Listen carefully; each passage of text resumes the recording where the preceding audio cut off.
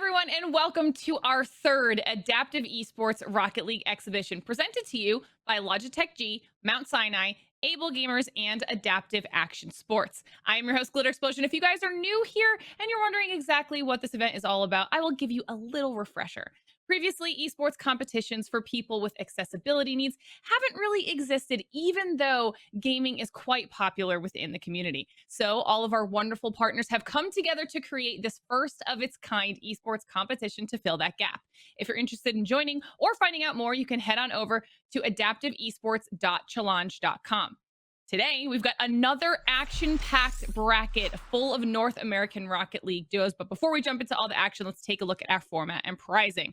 You guys can see here it's going to be a single elimination bracket. Rocket League, obviously 2 versus 2. Standard game rules with a best of 5 series. And for our prizing, first place is going to take home a whopping $1,000. Second place will get $600. Third place and fourth place, respectively, will get $200 apiece. Now let's take a look at our bracket. You guys are going to see some names on here that we recognize from our last Rocket League exhibition. We've got goaltenders going up against Demolition Team on there. Of course, we see boost collectors on there up against Zero Gravity. But our first match of the day is going to be Boom Crew and Rocketman down there at the bottom of the bracket. It is going to be a fantastic day, and I'm really looking forward to all of these matches. And speaking of the matches, I actually think our first series is about ready to go. So let's bring in our expert casters, Frank and Sleeky. Guys, take it away. Appreciate that, Glitter. And yeah, Frank, coming into this bracket here, we're going to be able to get to see some additional new games in Rocketman versus Boom Crew, a team that we've seen here in the past. I think this is going to be a great way to get our day started off in this bracket. Yeah, I'm excited to watch this matchup for sure. And like you mentioned, like it's early in the tournament still. We've got a lot of matches ahead of us, but I have a feeling this is going to be an exciting one to kick things off. Yeah, Boom Crew, a name that we've seen, kind of familiar with. They've been on our broadcast before, done pretty well in these exhibitions. And Rocketmen, going to be excited to see what they have to bring to the table here today. Yeah, I mean, like Glitter was mentioning, a lot of money potentially on the line, $1,000 for first place. So, I'm going to be expecting, especially since it's a single elimination, you don't really get a whole lot of extra chances for both of these sides to come out swinging. But it looks like our game is ready and underway. It'll be Rocketmen in blue, Boom Crew in orange, and no time wasted at all with Astroflea able to put the first one on the board for Rocketmen. Yeah, just gets a nice little touch off that kickoff, gonna hit off of the ceiling and right into the net. So Rocketmen coming out strong here early in the series. You love to see it. Now we're gonna have to see if the Boom Crew can find an answer. Well, taken over by Rep and Proof to the right side. Rolling carry, playing defense here. Not gonna be able to get that touch, but he's gonna get bumped into it. It'll be a long send downfield. This off the back wall. Astroflea has it wide open, able to slot that through for his second goal of the day. We're not even 20 seconds into this game. I was going to say, less than 20 seconds in, Astroflea already with 2 goals to his name. So the Rocketmen off to a solid launch here in our first quarterfinals match. Kick off again, this time. Bit of contention, Rep and Proof able to come out of midfield with it. Grab that side boost, looking for a pass, but gets bumped off the side wall. It'll be a big clear downfield. That might be on target, just high, but the follow-up rolling just off the post, and Astroflea was looking to get his hat trick there. Yeah, a good little touch from Gnarly Nubby to get the save, but it is going to be Astroflea on the wraparound repositions to get that follow-up goal. Just a great angle for Astroflea already with the hat trick, Sleegy. Yeah, I mean, getting out to a really strong start. We're not even past the opening minute yet, and Rocketmen, I mean, soaring off to a 3-0 lead. This is how you want to start the game, with just pure control. We'll see what Boom Crew has in store to try and get things back level, but for now, it's Astroflea able to get a good hit down the left sideline. That's going to be a bounce out of the corner, right out in front. That's going to be picked up by Rolling Carry to make it 4-0 in the opening minute. And you know what? I was just going to say, if you're Boom Crew, at least you know the player to try to isolate. However, making me eat my own words, really my own thoughts, as the Rocketmen show that teamwork with a great pass play as well. So the Boom Crew might have their hands full here in this match.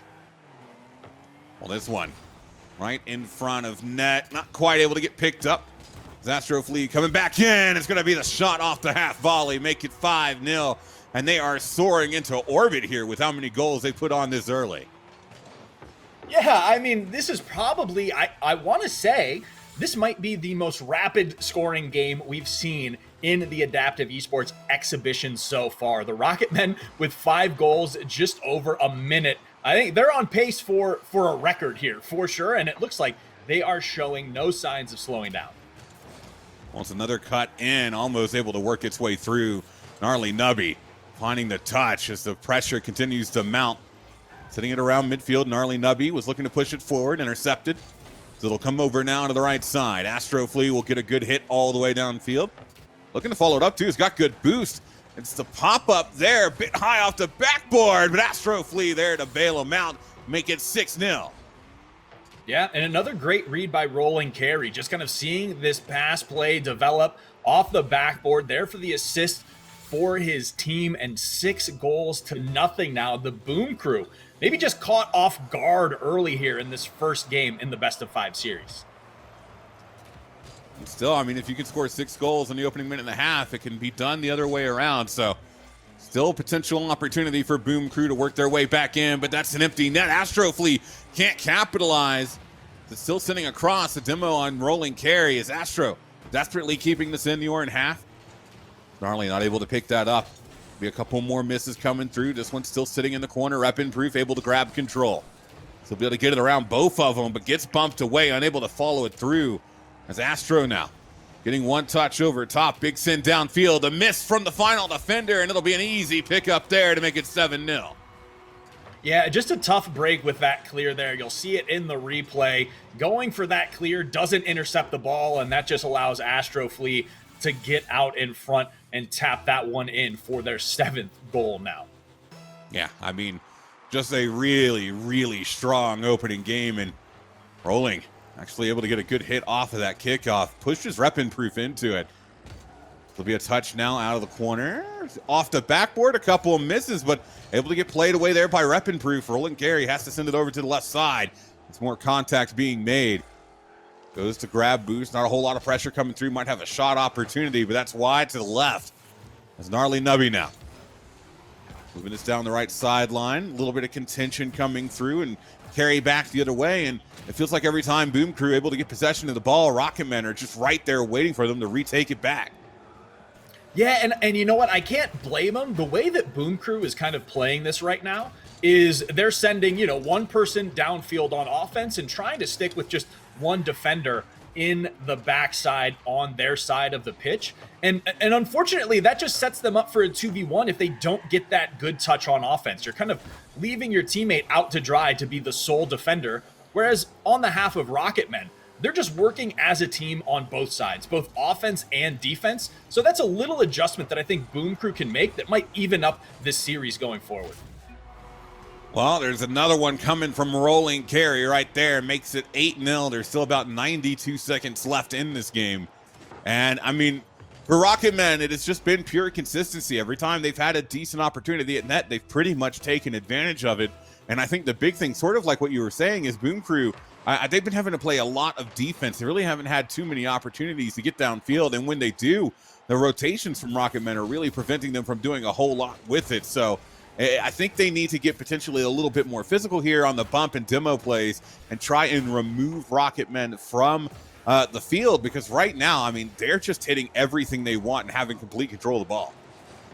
Yeah, I like that analysis from you as well. I think Boom Crew, the couple of things they can focus on is really that demo play, that physical play, getting some bumps in there, just trying to throw Rocketmen off balance, because they have just gotten, I want to say, maybe a little bit higher quality touches. They're playing a little bit faster, so the Boom Crew, just like that, Weapon Proof gets the demo. And more plays like that will allow Boom Crew going forward in this series to try to even things up a little bit. Ooh, bit of a mistouch there on the back half, but it'll be sent down. Excellent pickup there at midfield by Astro as Rolling Carry. Send it over to the left side again. Gnarly unable to make contact. Final 30 seconds.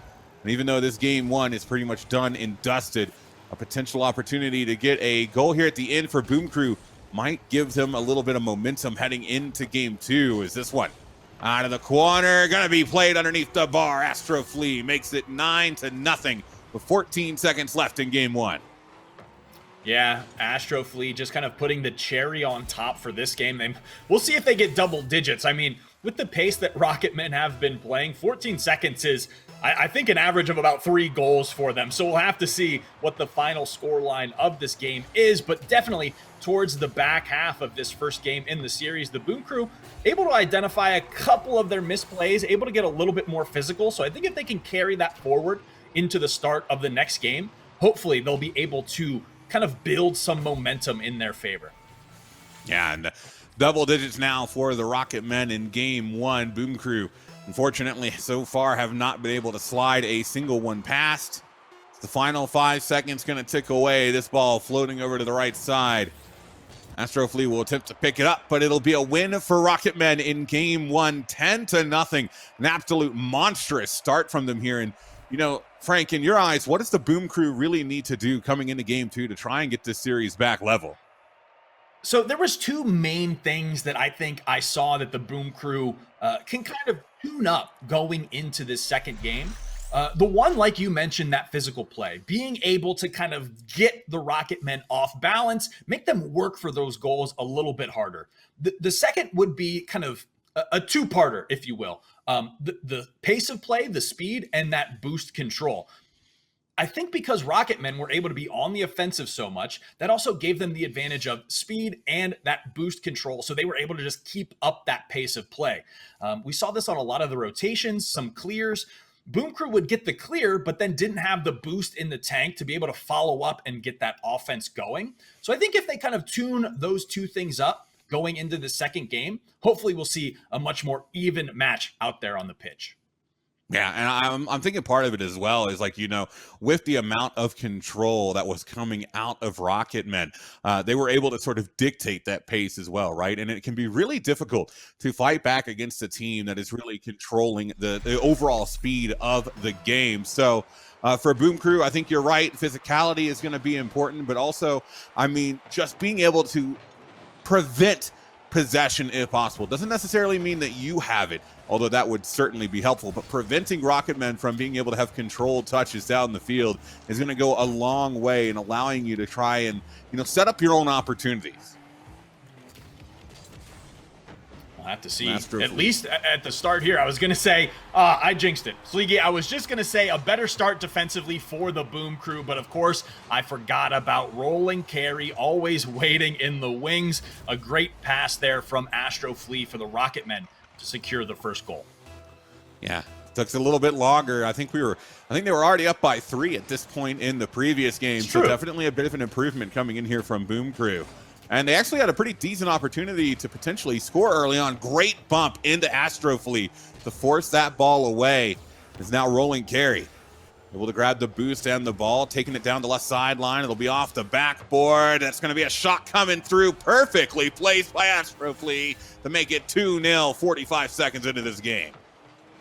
I like that. I like the diversity we're seeing from Astro Flea in his gameplay. I think we saw a lot of line drives, aggressive, fast shots early on in that first game, but, you know, Astro Flea definitely a threat, able to kind of pull out the pitching wedge and lock in that chip shot to get the second goal for the Rocketmen there. Weapon proof. Well, lets it go right underneath him. Good pass back to Gnarly Nubby. This one coming into midfield, Reppin. Grabbing pads, but he's not able to keep control of the ball. This one coming back towards his back end. Shot going to be just wide. Rolling, unable to finish it out, and then Astro couldn't follow it through. This one sitting at around the midfield point, but Reppin Proof can't make contact. It's still sitting at midfield. Rolling carry, backing off of it. I think expected a challenge to come through quicker. There's the challenge right there, and a save off his back line from Astro Flea will prevent what could have been the first goal from Boom Crew. Rolling carry, can't get there. Reppin Proof able to come in from behind, capitalizes on the mistake, and plays it away. I love this from the Boom Crew. They've definitely got the read on what the Rocketmen are trying to do on offense.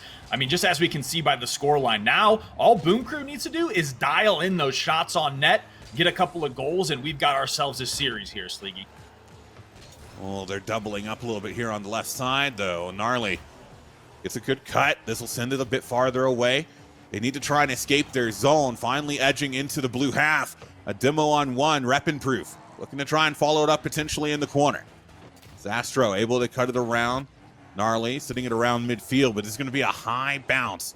Astro towards the back end. There's going to be a shooting opportunity. Rolling, able to take it off the backboard with ease.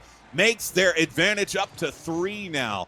And even though the Boom Crew are improving, they still have not been able to record a shot or record a goal throughout this series so far.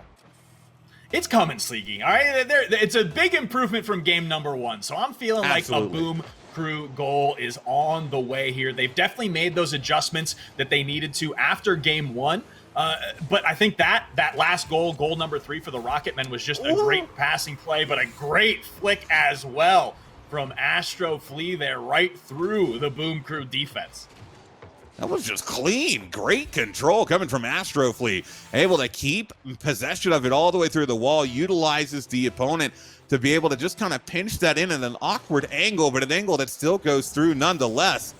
And now a 4-goal lead halfway through this game.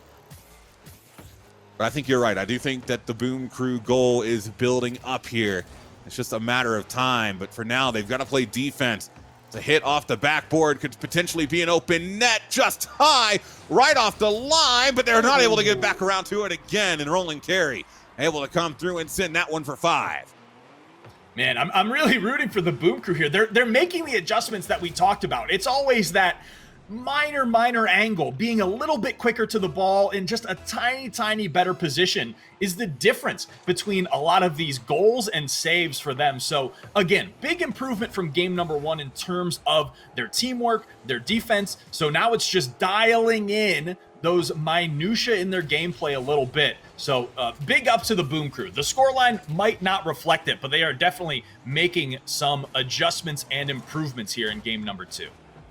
Oh, this one right there on the line again, and no one's able to get back around to it. Astro Flea getting credited with the goal here, and it's an interesting sort of path in. It rolls up off the back wall. Neither defender able to get through. Astro can't get to touch either, but the ball, fortunately for him, just has a smidge of forward momentum, and that's ended up being all they need to get their 6 on the board. Just a little gust of air, I think, out there on the pitch just kind of blew that one in for the Rocketmen. But I did want to highlight, like one little thing. I think in that replay, we saw Rep and Proof trying to go for the demo there early on Astro Flea and just kind of miscalculated the angle he needed to take. And that was really the difference between the Rocketmen securing another goal and, the Boom Crew making a great defensive play. So it keeps kind of coming down to these little things that the Boom Crew need to tighten up in terms of their gameplay. Ooh, and an excellent opportunity there for Gnarly. Just sends it a bit wide. But a good challenge over on that left side, as that's going to be a miss defensively. Rep and Proof needs to be able to pick this one up. He's facing the wrong way. Gnarly able to just push that off the post. It comes close, but is able to keep it out of net. The final 60 seconds now going to begin to tick away. Rep and Proof. Back pass into his own corner, trying desperately to maintain control here. This will be a hit out into about midfield, trying to challenge again, but Rocketmen keeping Boom Crew pinned in their own half. Rep and Proof goes for the boost. Rolling Carry goes for the ball and gets the goal to show for it. I really like the patience out of Rolling Carry. I think he's definitely kind of like the underdog or the unsung hero for the Rocketmen right now. He's definitely just kind of waiting, playing it patient, and then waiting for those opportunities to strike. Like you mentioned, Rep and Proof thinks he has time to go for the boost and then ensure a more powerful clear, but Rolling Carry was right there waiting for it, and a great save from Gnarly Nubby though. So the Boom Crew doing a better job on defense. It is just these little things that are kind of setting the difference in a lot of these plays, kind of a cascading effect, if you will. We'll see if the Boom Crew can potentially get one here in the final seconds. They still have yet to score throughout this series, although they have picked up a little bit here in game 2. Not quite at the deficit that they saw in game number 1. But this game number 2, it's going to end the same as game number 1 with a victory for Rocketmen, who are going to be up on series point now, 1 game away from the semifinals and a potential sweep here in the quarters. Yeah, and just another solid performance out of the Rocketmen there. But, I mean, the scoreline shows it, an improvement out of the Boom Crew. Now, this is going to tie in, Sleegy. I just have one question to set it up for you, and then we'll go from there. So, have you ever seen the movie Little Giants? Yeah. So you know the pivotal scene in Little Giants when they did the one thing they needed to do? All they needed to do was gain a yard, right? And once they gained a yard, things started going in their favor over and over and over, and they were able to carry that momentum. I feel like that is a parallel to the Boom Crew right now. They've made those small improvements, but they are just waiting to crack the seal on that net, and that might make all the difference in the world for them. Like we mentioned, sometimes it's just a confidence thing, right? You have to be able to believe in yourself, have some momentum on your side, put yourself in your own corner if you need to, and then get the ball rolling from there, so to speak. So the Boom Crew, big improvement, great performance from Rocketmen, but it is those little things going into game number 3. We'll see if the Boom Crew have more and more answers for us. Yeah, potentially a goal for the Boom Crew could be the crack that, breaks the dam, so to say. We'll see if that happens here, if Rocketmen will secure themselves a spot in the semis. Rolling carry. Decent shot off the get-go. It is a bit high, but Astro Flea there to bail them out, and Rocketmen, continuing on their winning ways so far, getting their first on the board here in game 3. Yeah, and that's tough. The Boom Crew has been doing a great job of making these adjustments that they need to, but the Rocketmen are always, kind of stacking up this lead early on that just makes, that mountain to climb a little bit taller each time. So while the Boom Crew have made the adjustments, Rocketmen keep kind of throwing out new things that the Boom Crew need to find answers for. Astro Flea with control, able to get a good flick over, top bar down, but not quite in. Rolling carry, though, is able to get the height necessary to knock it back down through. It'll be 2 goals here still in the opening minute. That's just great teamwork as well, and just kind of being aware of your teammate and putting yourself in a great position for a follow-up. And Rolling Carry has been doing that all series, and I think that's a great thing for the Rocketmen going forward in this tournament. The matches are only going to get more difficult, but that teamwork aspect, kind of having your teammates back, Astro Flea then knowing, hey, I can go for a little bit of an aggressive play, a little bit of a flashy shot, and I have my teammate Rolling Carry waiting in the wings to secure that goal if I misfire a bit. So great stuff out of the Rocketmen there. Oh, that one was right on the line. Rolling Carry wasn't quite able to get there. This one in front again, but that's a good clear downfield, a potential opportunity maybe for Boom Crew, but Rolling Carry able to respond well, get set back on defense alongside Astro Flea. That's a 50. Going to be right in front of net. Has to get played away by Rolling Carry again. So it'll be a small pinch on the side wall. Double miss from Boom Crew. Rolling Carry, it's not quite on target, but is able to correct it on through to make it 3-0 now with 3:39 on the board. Yeah, and that's just a tough break for the Boom Crew. They go for the double commit, trying to take that ball away from Rolling Carry, and that's kind of one of those all-in moves, right? If it works, if you get that touch, if you get that clear, if you get that steal on the ball, well then, hey, you've got a 2v1 and you're on the offensive now. But it is kind of a risk-reward type thing. Both of them missed the touch, and then that just allowed Rolling Carry to roll that ball into the net. Well, Astro Flea. Oh, does he get the wraparound? Yes, he does. What an excellently placed shot. The finesse on that one. Able to come through at pretty much full speed to get there in time, but then the soft enough touch to keep it underneath the bar. That is well played by Astro Flea. Yeah, just really a beautiful mechanical play out of Astro Flea there. The change of speed, the change up there is, I think, what's been really tough for the Boom Crew as well, as we see a kickoff goal coming through from Rolling Carry. It is those mix-ups, those change-ups. On one shot, the Rocketmen are going full tilt, 0 to 100 at your net, and then Astro Flea will pump on the brakes and hit a nice little soft chip shot, and I think that's keeping the Boom Crew off balance a little bit in their defense. And that one almost looked like Boom Crew was able to find the save. The ball just barely working its way over the line. Astro with another opportunity.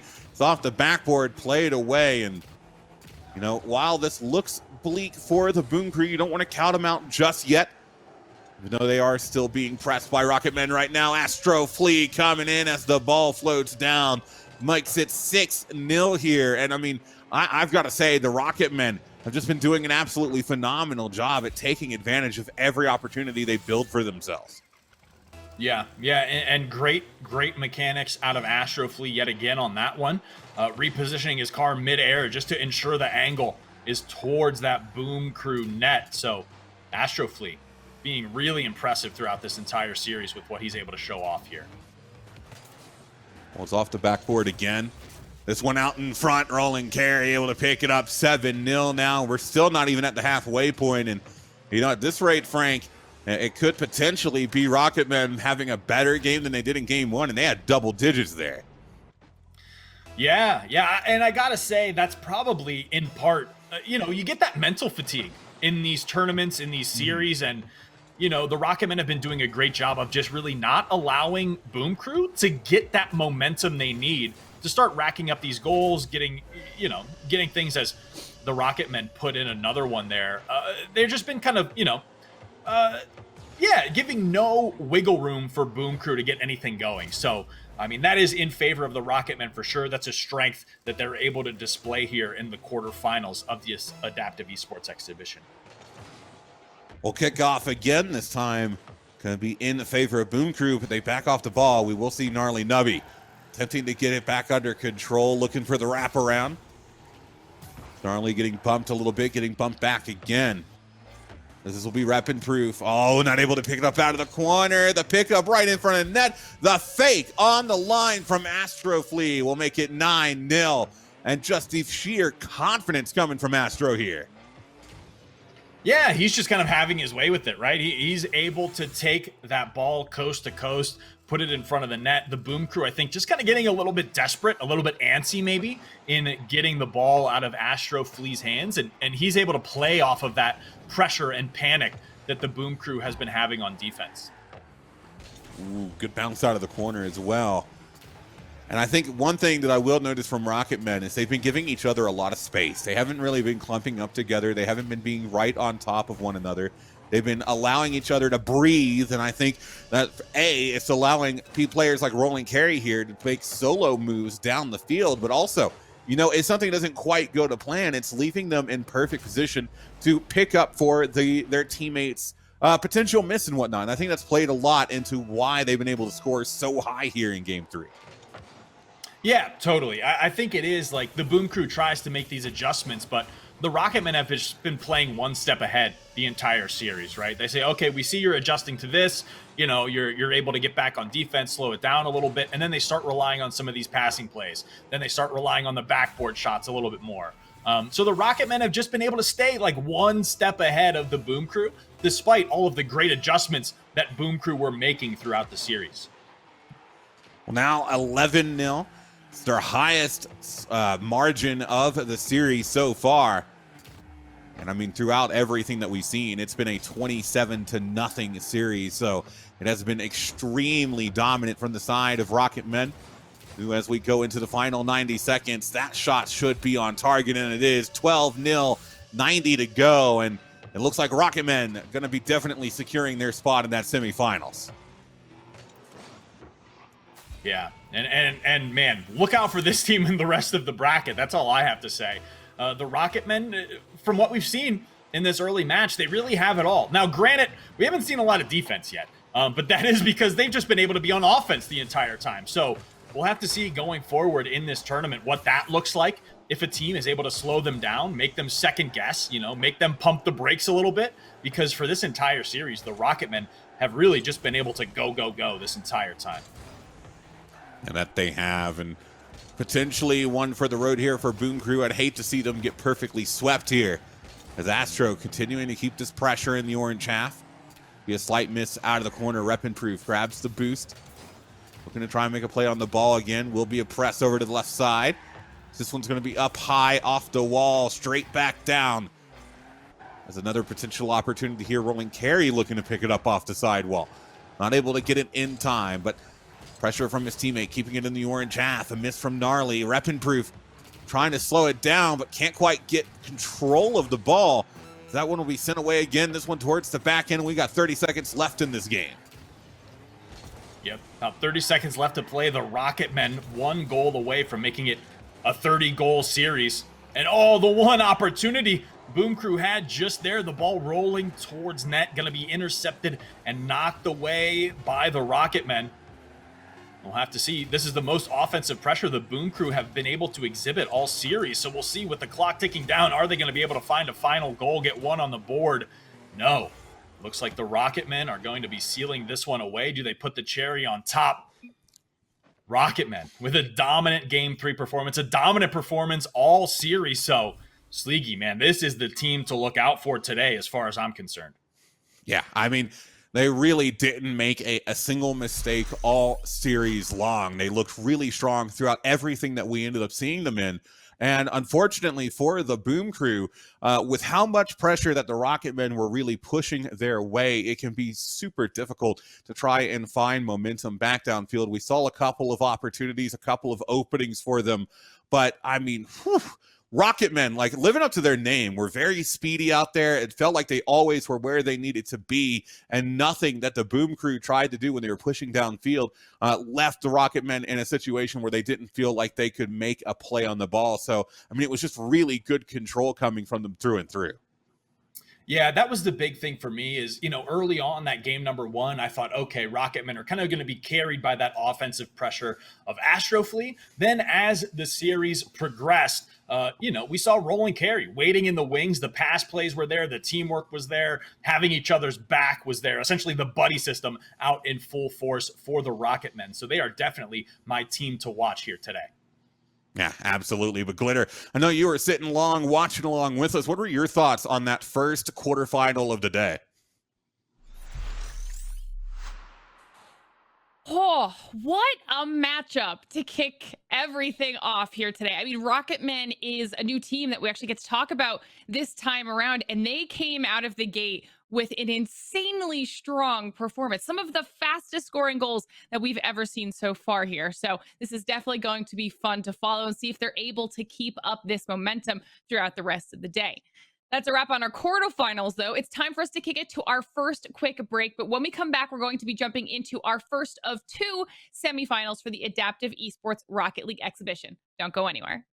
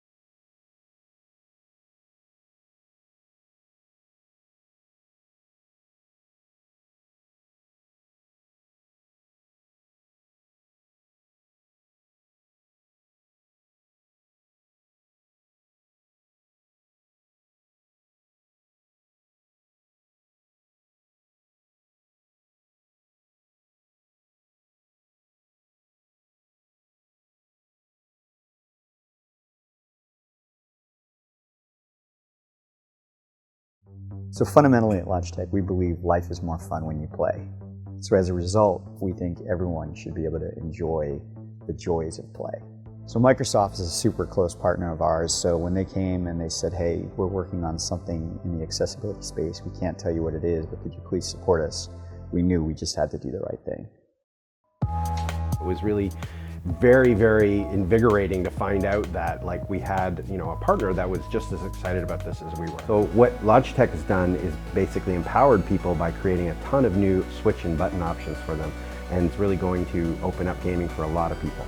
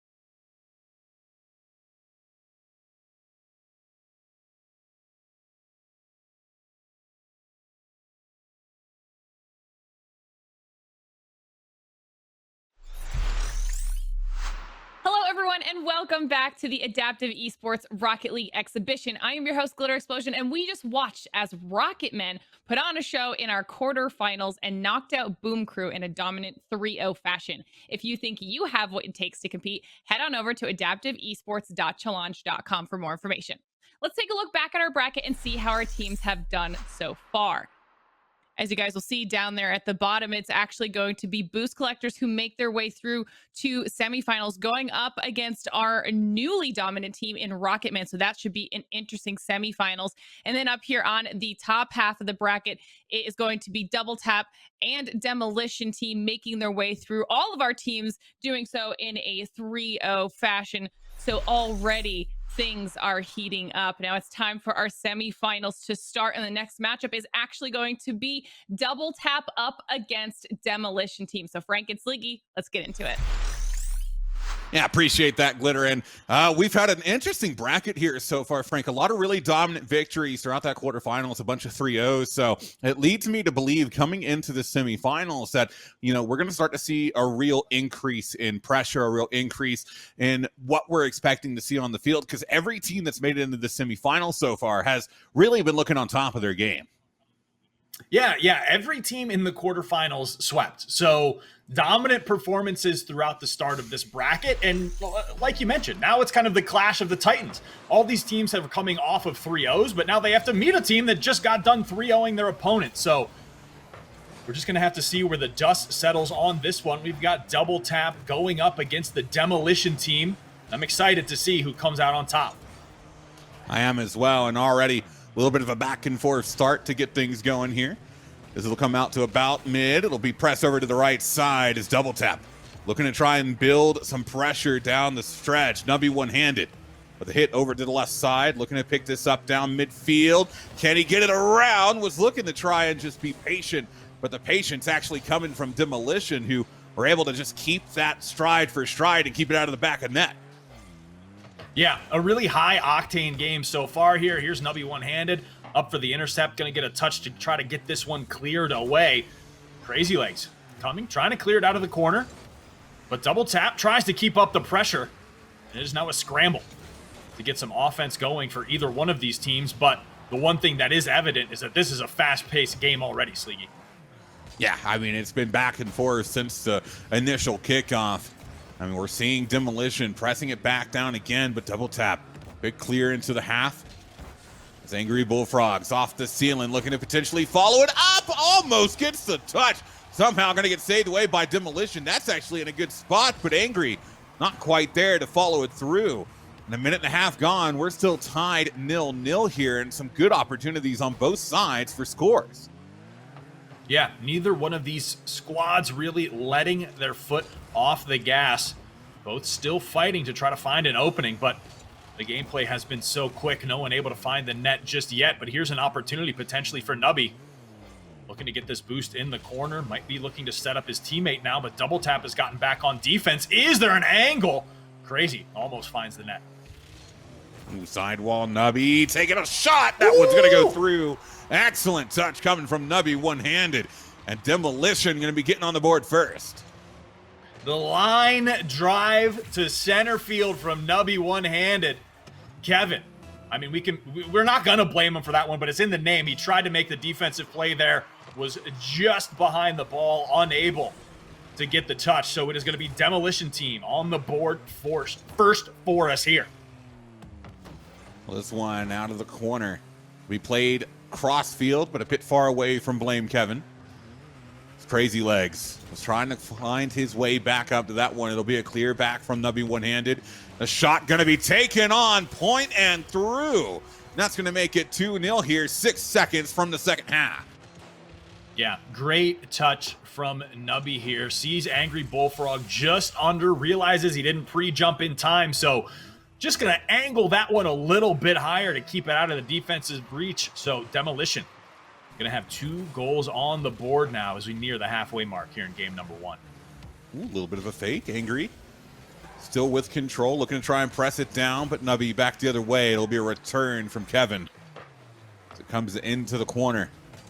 Off the side wall. Good deflection, but Nubby one-handed able to follow it through into this corner, but it could open up a shot, and it does. Blame Kevin. Able to cut the deficit in half and bring Double Tap their first goal of the game. Yeah, and look at Kevin absolutely zooming. He realizes that Nubby had a mistouch in that corner, was going to have to back up to try to get the clear, and he smelled that blood in the water like a shark came through, got that first goal. So back and forth here still. Double Tap not out of it. Almost 2 minutes left to play here. And, man, neither one of these squads letting up. That's going to be Angry Bullfrog again, seeing that opening thread. Going to tie us up at 2s here, Sleegy. Yeah, that's a great pass as well. And unfortunately for Demolition, they end up running into each other. Prevents either of them from getting into a position to pick that one up. And now tie ball game, 2:05 left to play. Kickoff. Going to go in favor of Demolition as it pings off the side wall. We have pickup at midfield. Nubby one-handed, able to launch it through bottom right corner to give Demolition back the lead. Man, great job from Nubby. That's the hat trick out of him already. And he's been doing a great job with these aerial shots. And not only just, getting the angle, but also the speed and the power with which he's able to shoot those. Definitely a threat there for Double Tap. Ooh, pick up. Angry Bullfrogs adds it on top of their car. Looking to carry it through. Top right. The angle is beautiful. The carry just as much so. And we got another tie ball game. Angry Bullfrogs, the beautiful finger roll right into the corner of the net to tie us up at 3s. Double Tap having the answer to Nubby one-handed there. Great play from Angry Bullfrog. Well, to send it back down into the Double Tap half. This will be off the sidewall, picked up. Backboard now. No bump coming through, but it is going to be a save from Angry Bullfrogs. And now an empty backfield to work with. It's going to be easy peasy for Blame Kevin, who will put Double Tap into their first lead of the series. Great recognition from Kevin again. I think it was Crazy back on the offensive side, that blue side of the pitch.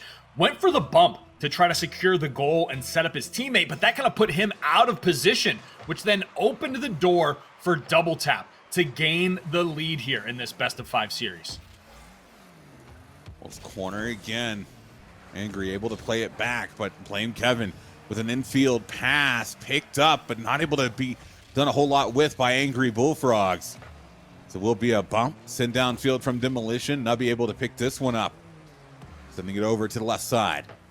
Looks to try and pick it up off the wall, but can't make contact. It'll be Kevin back the other way. A follow-up, that's beautiful. And it will now double their lead. 5-3, 1:04 to go. And Double Tap having a bit of a resurgence here in the second half. Yeah, definitely woke up. Double tap, the caffeine kicking in. Those two beautiful back-to-back goals. I think Demolition Team now recognizing that both of these players are a threat. The aerial carries into the net from Double Tap, absolutely clean as can be. So now Demolition Team gonna have to get some momentum going here if they want to catch up in game number 1. Sidewall again, this time out of the corner. Be Nubby one-handed, able to get a good hit off the backboard as it comes back out again. Nubby one-handed with one touch, looking for another, able to send it down. But a deflection coming through, almost able to get snuck by there. There's 30 seconds remain. The pickup going to be coming in. Good carry, but sent back down. That one might be on target, just high. The follow-up is going to be high again, but there's no one back for it. Nubby grabs the boost. Not quite able to get the touch on the ball. This one right in front. Crazy legs, though. Just able to make that save, but time is running thin for Demolition to get downfield. They have to score now and then again right off kickoff. It'll be up and around the corner, but I don't think there's quite enough time. And with that clear, there won't be. Double tap. Going to be taking game number 1, but it was close between these two teams. Yeah, it was those final 2 minutes where Double Tap were really able to get that 2-goal advantage and thankfully hang on to it. I think the biggest difference there was Demo Team on defense just struggled a bit to secure some of those clears, and it was that little opportunity, that little hesitation, that little hang up that the Demolition Team had, just getting the ball out once they made the save, gave Double Tap the opportunity to just keep that offensive pressure up, get those final 2 goals, and secure game number 1 there. Yeah, and I mean, I think we've got a really good series on our hand. We saw how back and forth it was between these two sides. I mean, Demolition holding a lead at 2 separate points in this game, but then Double Tap, again, in that second half, able to just kind of surge right on through. They grab the lead. They're able to build a little bit of a buffer on top of it and then hold on to it through the end. So game number 2, going to be really pivotal here. I think if Double Tap are able to secure it, it's going to be a really high mountain for Demolition Team to climb, but that option is there as we get going into game number 2. Yeah, going to be a lot on the start here, how this one breaks out early.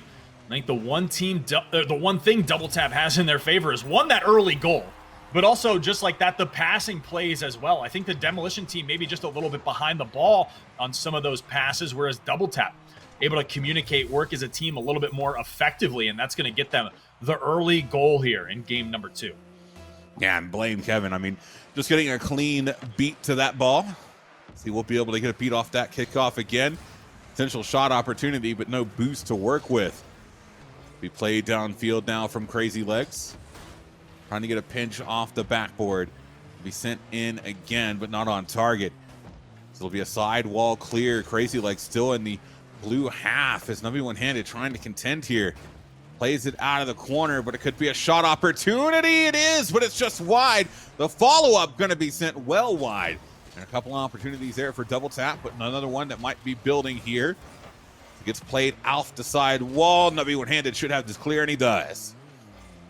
Yeah, like the recognition from Nubby there, even though no boost in the tank, recognized he needed to throw that car in reverse to get the save. The demo, the speed from the Bullfrog, going to take Crazy Legs out of it temporarily, and blame Kevin with the follow-up goal, going to secure that Double Tap 2-0 lead.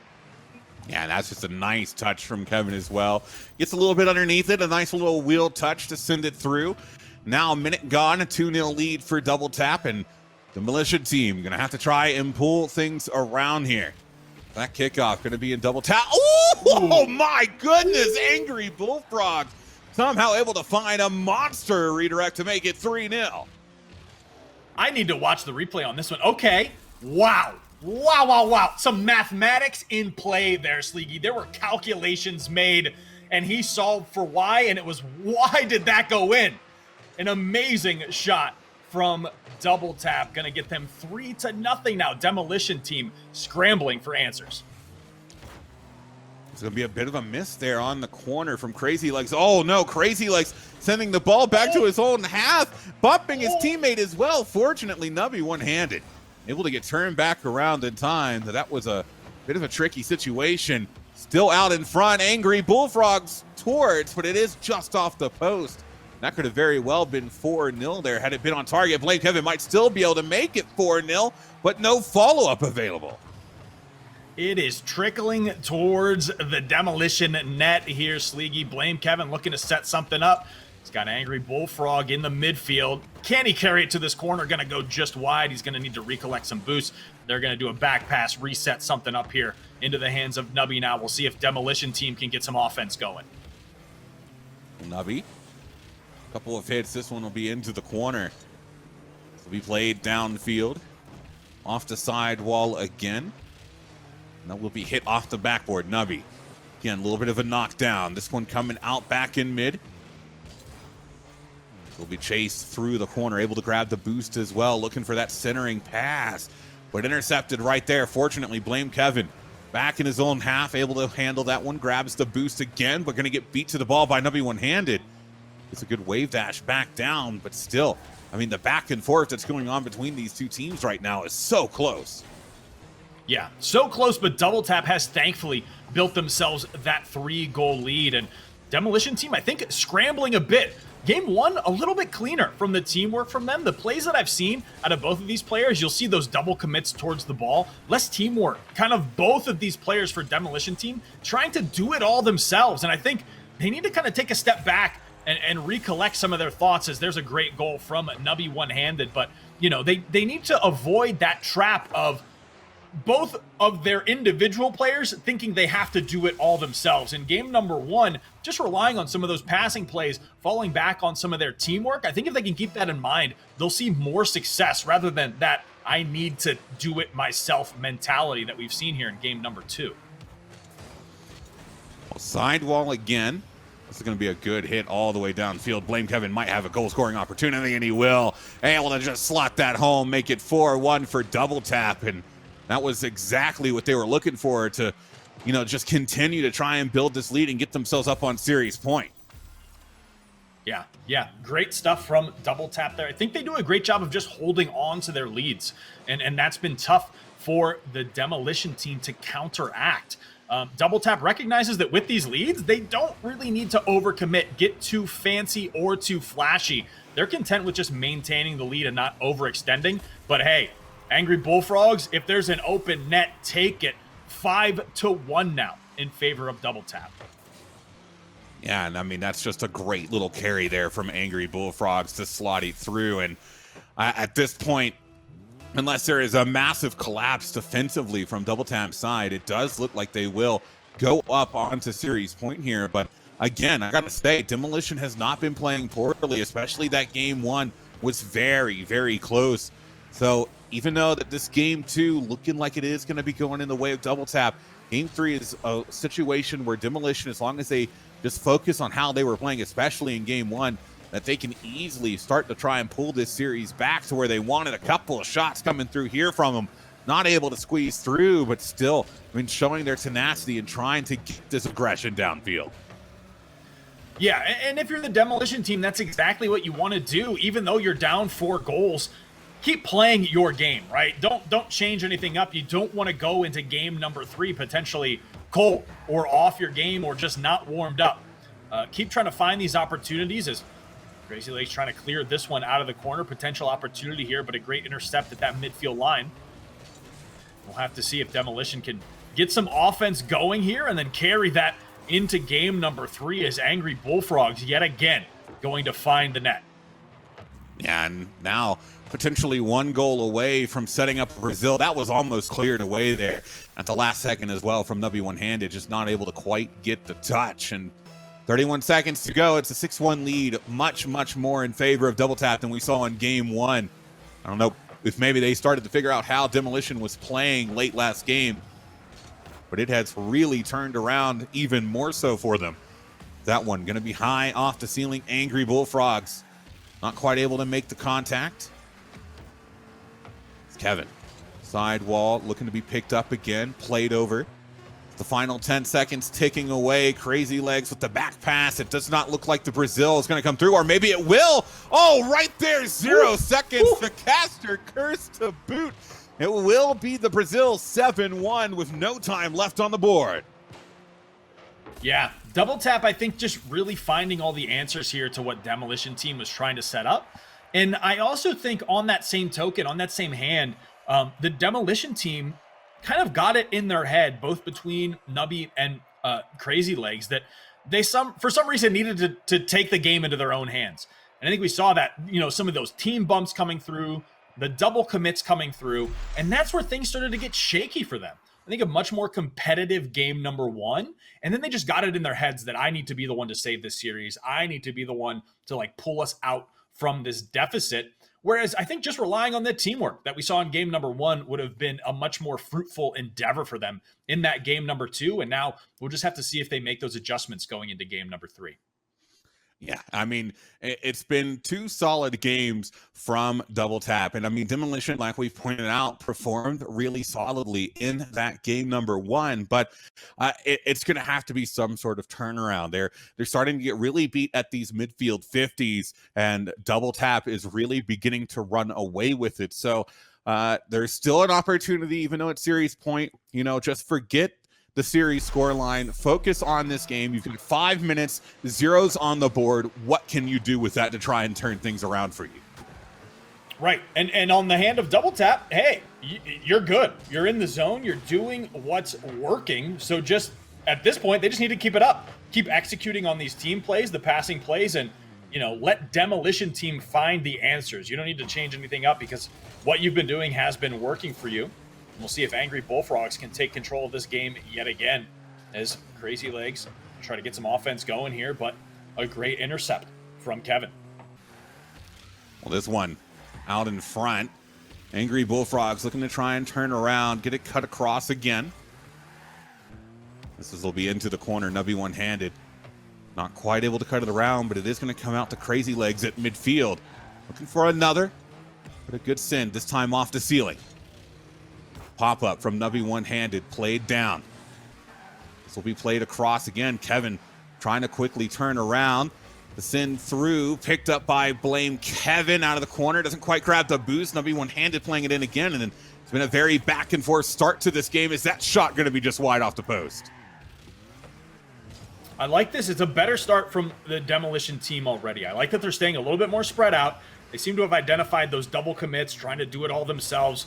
Had negative repercussions there in game number two. So all those things considered, I think they're looking to even it up here in game number three. But then, of course, the thing they need to consider is that this is series point for Double Tap. So Double Tap going to be looking to get some offense started as well. Well, this time going to be played away again. Sidewall not quite there. Angry Bullfrog towards the back end. This one played towards Kevin again. The send downfield. That one's just going to be right on through. Double Tap going to continue their goal scoring ways. It takes them a little bit longer, almost 2 minutes in this one, but finally able to find the back of the net and starting the death timer here for Demolition in game three. And this is where I think I'm looking at the Demolition Team, and I want to see how they react to an early Double Tap goal yet again, or rather Double Tap getting on the board first. Are they going to start having those little teamwork breakdowns? Are they going to start trying to be a little too selfish, a little too do-it-yourself in their gameplay? Or are they going to just stick to what's been working so far here in game number three, relying on that teamwork, that spacing, and just good fundamental Rocket League, and try to grind their way back into this game number three? Oh, good pickup there. Oh, it's just off the bar. It's going to bounce back out. That is so unfortunate for Demolition. The equalizer was right there on the tips of their fingers, but just not quite able to pull it through. The follow-up shot from Double Tap, and that's borderline a 2-goal swing because it goes from what surely should have been a goal on one side to a goal the other way. Yeah, that is really heartbreaking. I mean, there's no other way to phrase that one up. The Demolition Team had been doing exactly what they needed to do to get their way back into this game. And you have, I mean, a goal line goal that rolls out of the net that then transfers in to a Double Tap 2-goal lead. Just heartbreaking if you're the Demolition Team right now. Well, that pickup, it's still potentially be a third on the board here. 2 minutes left to play. Demolition, they've got a lot to try and make up. It'll be towards the side wall. Out of the corner again. This will be cleared over to the left side. This time it's off the ceiling. Nubby one-handed. Oh, again off the bar. That's the second goal that really should have gone through, but the woodwork playing spoiler for Demolition. A great save from Angry Bullfrogs, and the Demolition just cannot get it past. Yeah, just tough. If you're the Demolition team, but I gotta give it to them. I will commend them.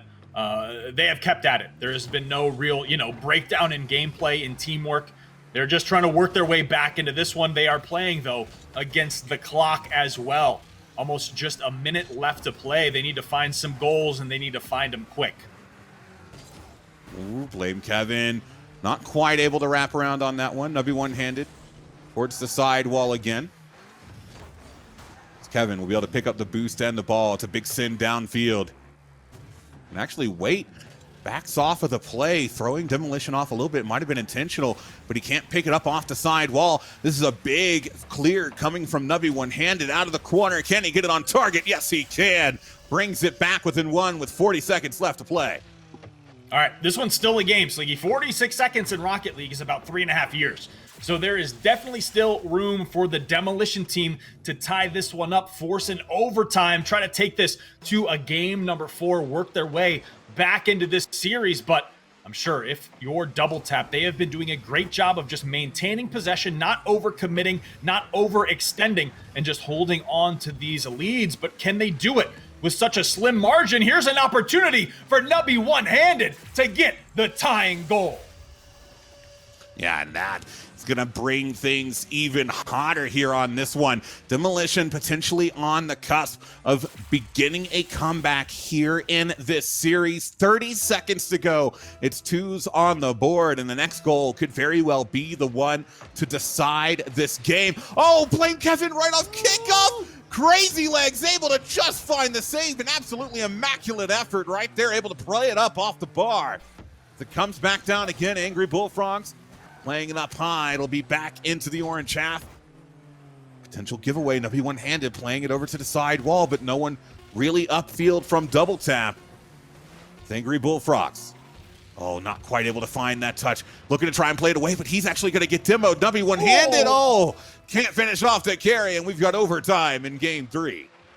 All right, overtime. First goal, first team to find the net. Going to take this game. If you're Demolition team, you're going to take us to a game number 4. If you're Double Tap, you are going to take the series. Sleegy, going to have to see who takes this one home. Well, out of the corner, blame Kevin. Going to be looking to get a big clear downfield. Nubby one-handed, able to pick it up. So it'll be off the corner again, this time off the ceiling. Oh, no, miscommunication from Double Tap. Blame Kevin was coming in on a line, and Angry Bullfrogs plays it away from him. Oh, the opportunity from Demolition, but they're not able to clean it up there. It'll be sidewall again. Blame Kevin still in the zone. It'll be hit up over top, a bump on one. Crazy Legs able to keep it higher up in the air. But it will be a big clear downfield. That's on target. They need to save it, and they do. Nubby one-handed, able to push it up off the bar. The follow-up shot saved again by Nubby one-handed. Nubby one-handed with the saves. Amazing defense out of him, keeping his team alive in this semifinal matchup. Kevin now with the ball in the corner. Nubby, though, doing it all right now. Trying to get the saves, trying to get some offense started. But it is that midfield pressure from Double Tap keeping this offense alive. Now we'll see if Crazy Legs, could be a heartbreaking miss roll there. But the ball now in the hands of Nubby one-handed, trying to shake it by 2 defenders. Gets the demo, and opportunity is Crazy Legs in the wings. No follow-up from his teammate. This overtime will continue. We're 1 minute and 40 seconds into it. It'll get played downfield again by Angry Bullfrogs. Crazy Legs misses his touch.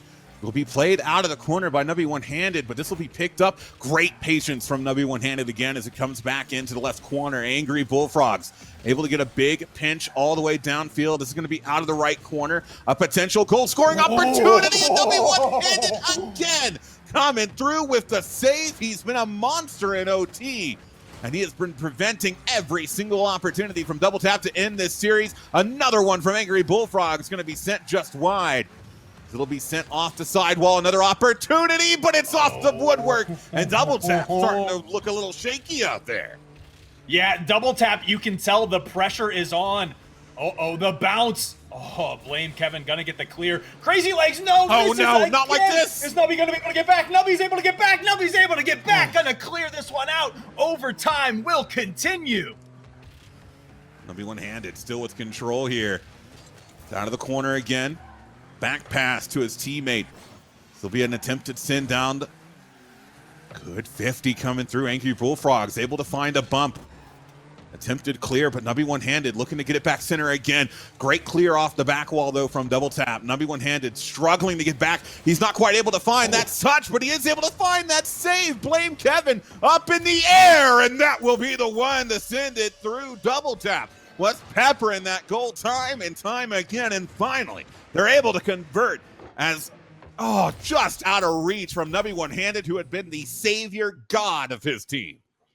Yeah, I mean, Nubby one-handed, putting the steel curtain down on that net, stopping everything until that final goal. Double Tap was able to find that brief opportunity, that brief moment, that brief angle, that brief open net in that overtime to take the series. Sleegy, one of the best series I think we've seen so far in this Adaptive Esports Invitational. The skill floor is rising rapidly here.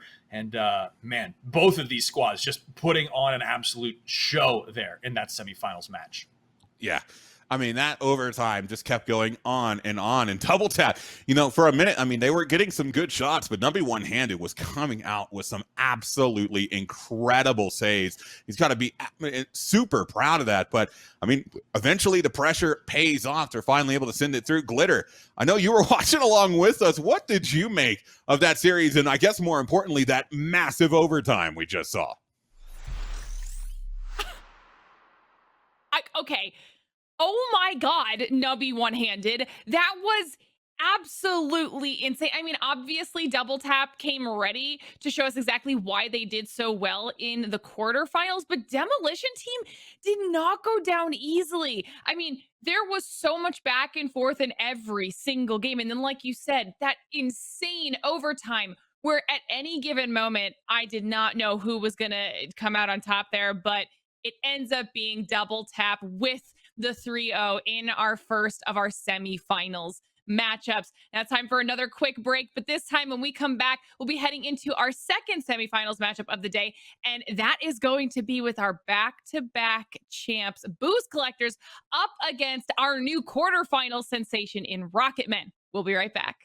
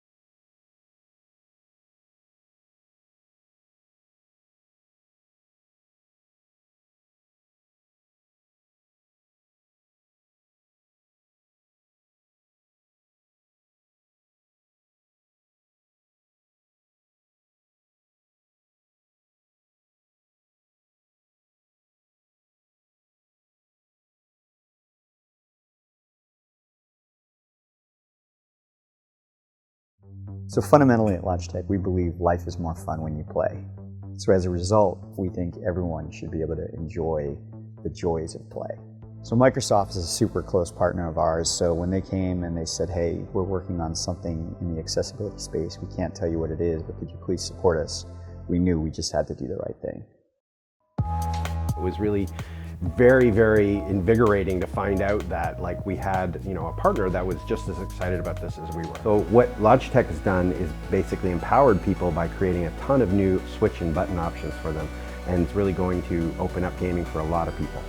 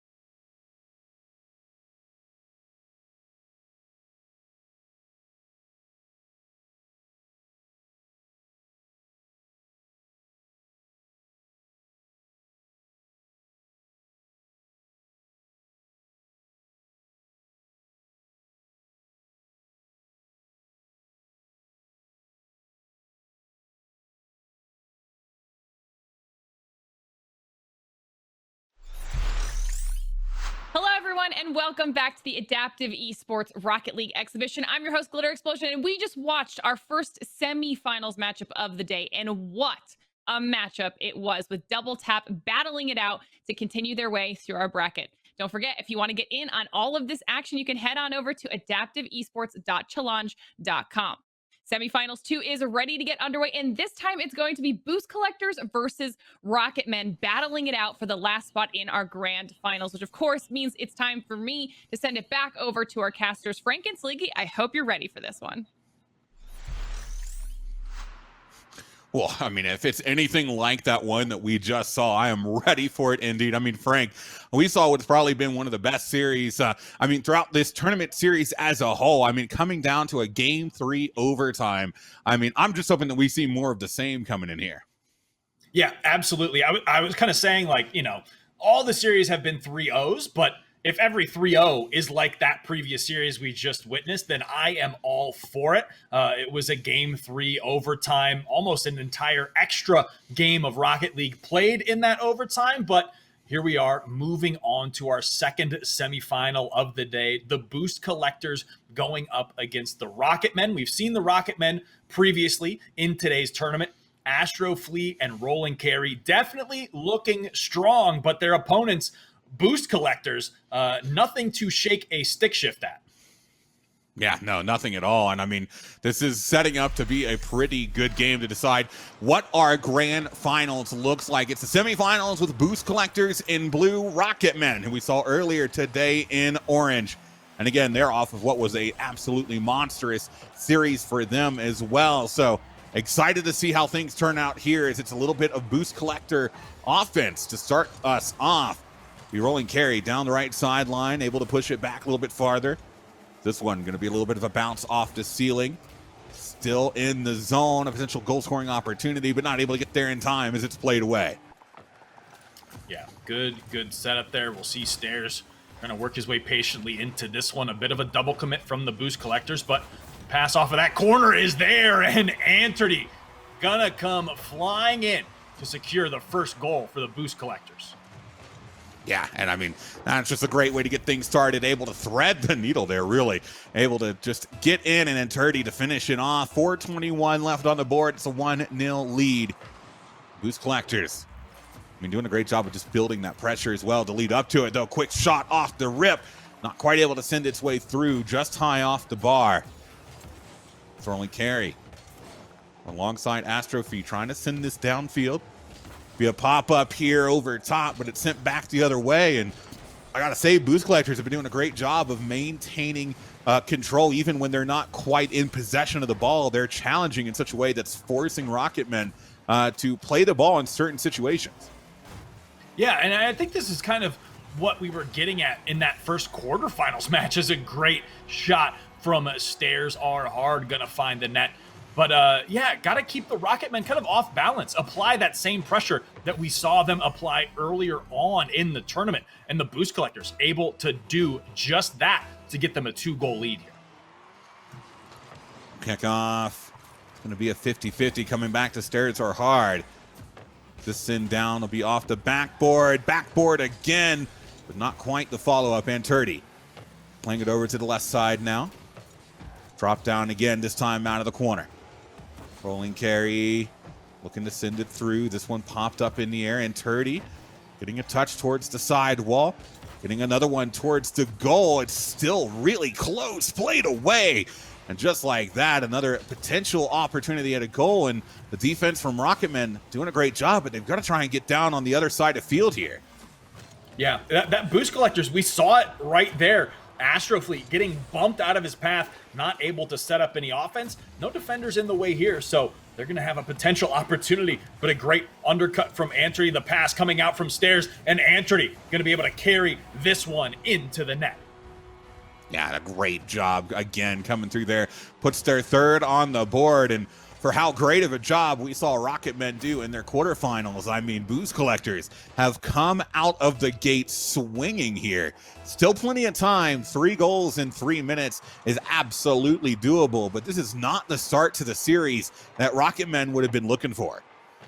No, absolutely not. And I think, you know, this might be a case of the Rocketmen kind of trying to just play or assume that they can play, as a great goal from Astrofleet gonna come through to shore this one up to just a 2-goal lead. But, you know, you kind of mentioned that, like, different speed of play, different pace of play, and the Rocketmen, off of their first quarterfinals match that we witnessed, might just have to adapt, because the Boost Collectors came out swinging here in game number 1. So maybe the Rocketmen caught a little bit off guard by that, but able to catch up here now as we near about a halfway mark in game number 1.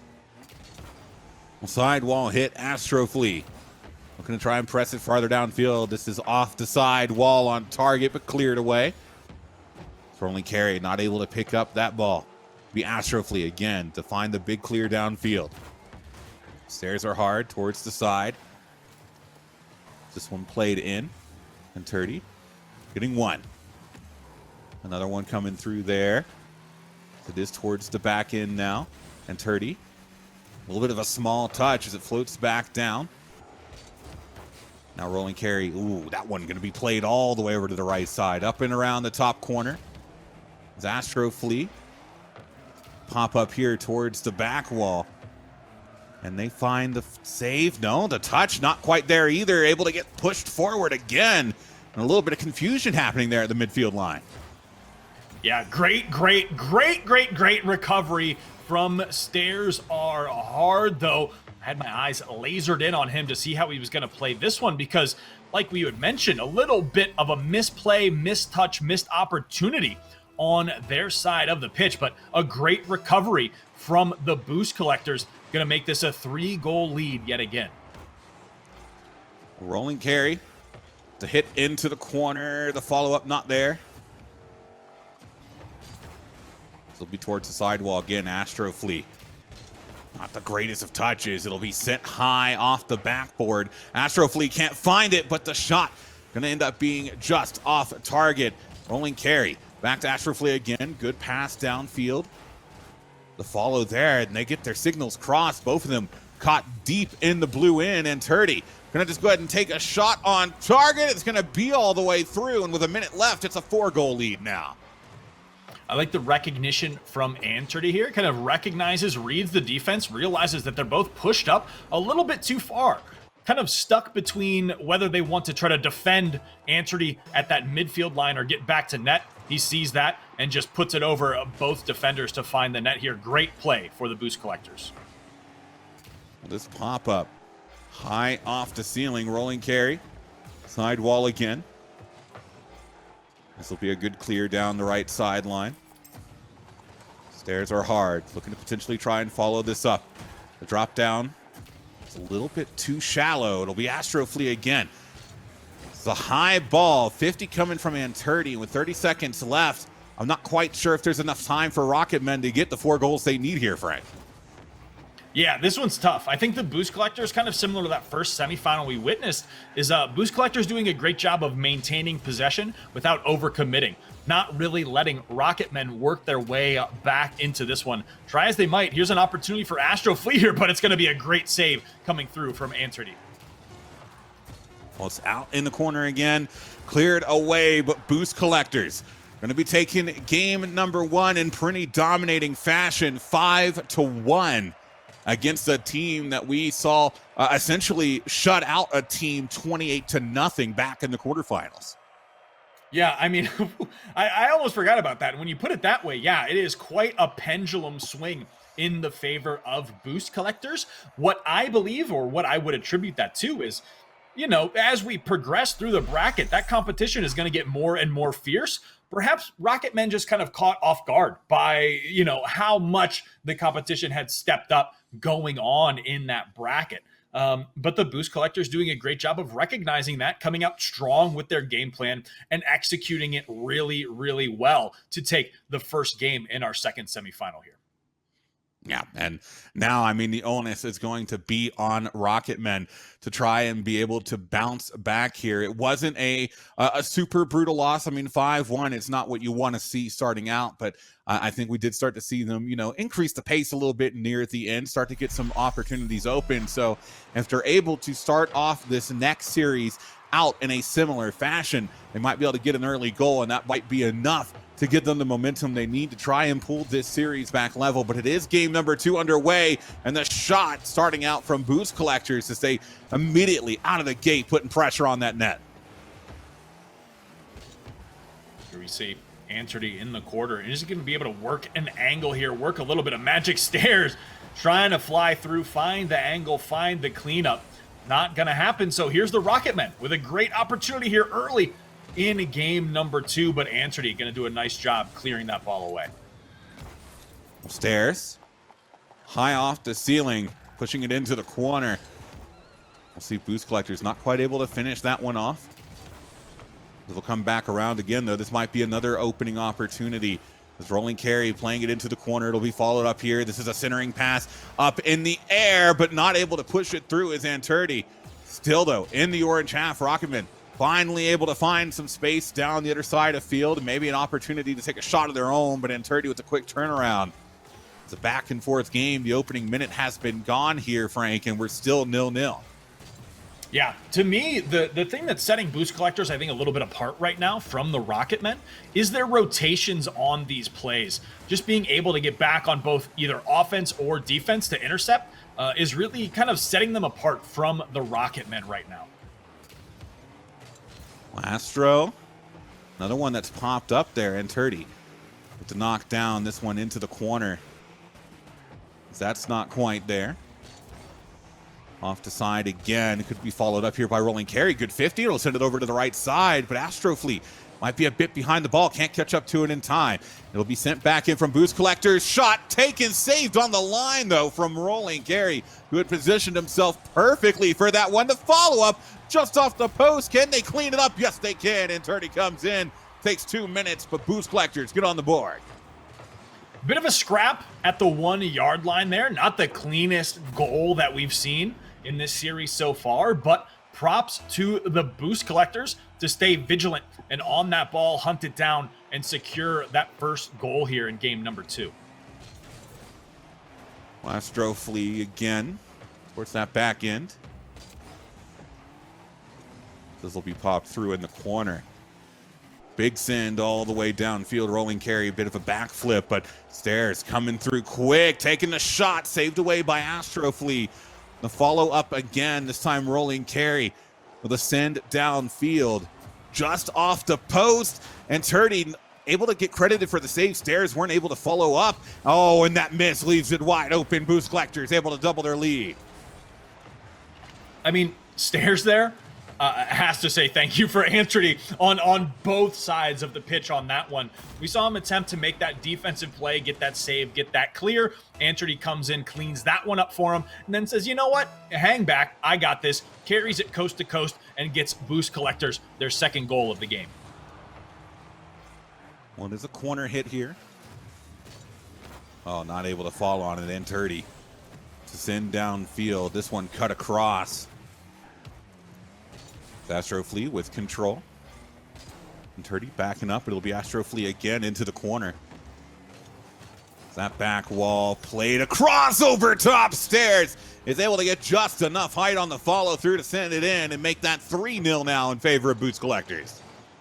Just a great heads-up passing play from the Boost Collectors there. We see the double commit from the Rocketmen trying to swing back around to intercept that pass, intercept that shot, but Boost Collectors having all that momentum, all that speed built up on the wrap, able to find the net through the Rocketmen defense.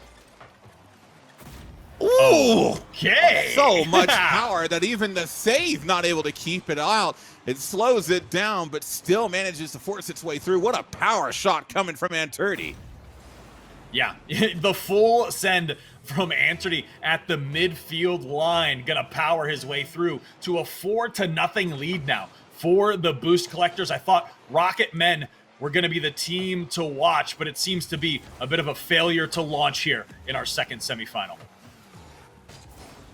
A little bit of a touch there on the sidewall. It'll be Stairs looking to try and pick it up. He will be able to send it over to the right side. Antrady, big send downfield. It's off the backboard. Antrady gets it, but he's not able to get it past the two defenders who are set up beautifully in net. There'll be a clear away. Pick up again off the post and through. Antrady makes it 5-0. An algebraic angle for Antrady there. We see Astroflea attempt to get the clear, but Antrady swoops in from that midfield line, sends it to the post and in. Now 5-0 in favor of the Boost Collectors. And things just continuing to kind of spiral out of control here for Rocketmen. Oh, could have easily been 6 there, but Antrady unfortunately makes contact with the post. This will be a good return. Sent back forward again, though. Rolling carry. Rotating back around. Antrady not able to follow that one through. The final 60 seconds now going to begin to tick away. Stairs. It's a soft touch. He doesn't have the boost to get back down quickly, but the challenge doesn't come through. Gets one small touch, but the follow-up hit going to send it wide. But with 45 seconds left to go, it's going to have to be a monstrous performance here at the end of the game for Rocketmen to not be facing against series point here shortly. Yeah, I think the Rocketmen really just struggling to get some of this momentum going that we saw earlier on from them in this tournament. Boost Collectors just doing a great job of starving out their offensive opportunities and potential, and then on the same hand, firing back and getting what is now a 6-0 lead in their favor. So Boost Collectors looking to close out this second semifinal strong. Well, it's back in midfield, but easily sent and quickly sent as well. Astroflea off the backboard, not able to make contact. It's right in front of net. That's going to be another one on the board. Stairs are hard, gets his second of the game. And with 21 seconds to go, it is a game to victory assuredly here for Boost Collectors, who will be one game of Rocket League away here, Frank, from securing a spot in the grand finals. Yeah, and I think just through the gameplay, we're starting to see the Rocketmen kind of visibly struggle a bit, right? It seems like they've tried everything they can to work their way back into this one, and Boost Collectors has just had all the answers and kind of, I don't want to say frustrated, but, you know, their gameplay, they look like they're just, I don't want to say panicked either, but they're just desperately trying to find an answer to what the Boost Collectors have been able to throw at them, and they've just been coming up short here in this series. Yeah, and Antrady, I mean, with that touch, I mean, it shows that even when they're up by a lot, they want to send a statement through. And I think that's exactly what they're doing. They're showing that, you know, every time you let us have an opportunity to score, we are going to take advantage of it. And they have done that very, very consistently. So now, 2 games gone, potentially just one more to go. Boost Collectors on the fast track to the grand finals. And for Rocketmen, I mean, it's been a little bit of back and a little bit of forth, but they're going to need to get a little bit more offense if they're going to be able to try and bring things back around for themselves here in game 3. Yeah. I mean, you hit the nail on the head there. They need some offense. Looking at that stat, looking at that scoreboard, I think it was 14 shots to 1. So the Rocketmen just really struggling to find their offensive footing, get some of that offensive pressure. And until they're able to mount that against the boost collectors kind of have free reign over the entire field because, without applying any of that pressure, there's no threat for the boost collectors to say, hey, we need to even back up. We need to rotate. We need to play a little bit more defensive because the Rocketmen have just yet to find an answer. Now, going into game number 3, if they are able to find that answer, if they are able to adjust to the boost collectors, we might have a different story on our hands. But right now, the story is boost collectors dominating here in our second semifinal. Well, boost collectors in our second semifinal, again, looking to try and make it into their first grand final of this tournament. So, and Turdy getting them started off on the right foot for that in mind, as he's able to just wait out the defender, sends it through, and now the death timer beginning for Rocketman. Yep, they are on the clock, and they are running out of time to find an answer here for the boost collectors, but gotta give it to the boost collectors. Great passing plays, great teamwork, just great job, able to control the pace of this match throughout the entire series. And Turdy has an open net, potentially good 50. The swing back around, that's going to be on target and through 2-0 now. And it's just more of the same from them here in this game 3. Yeah, almost exactly what I was praising Astroflea and Rolling Carry for in that quarterfinals matchup was, Rolling Carry waiting in the wings.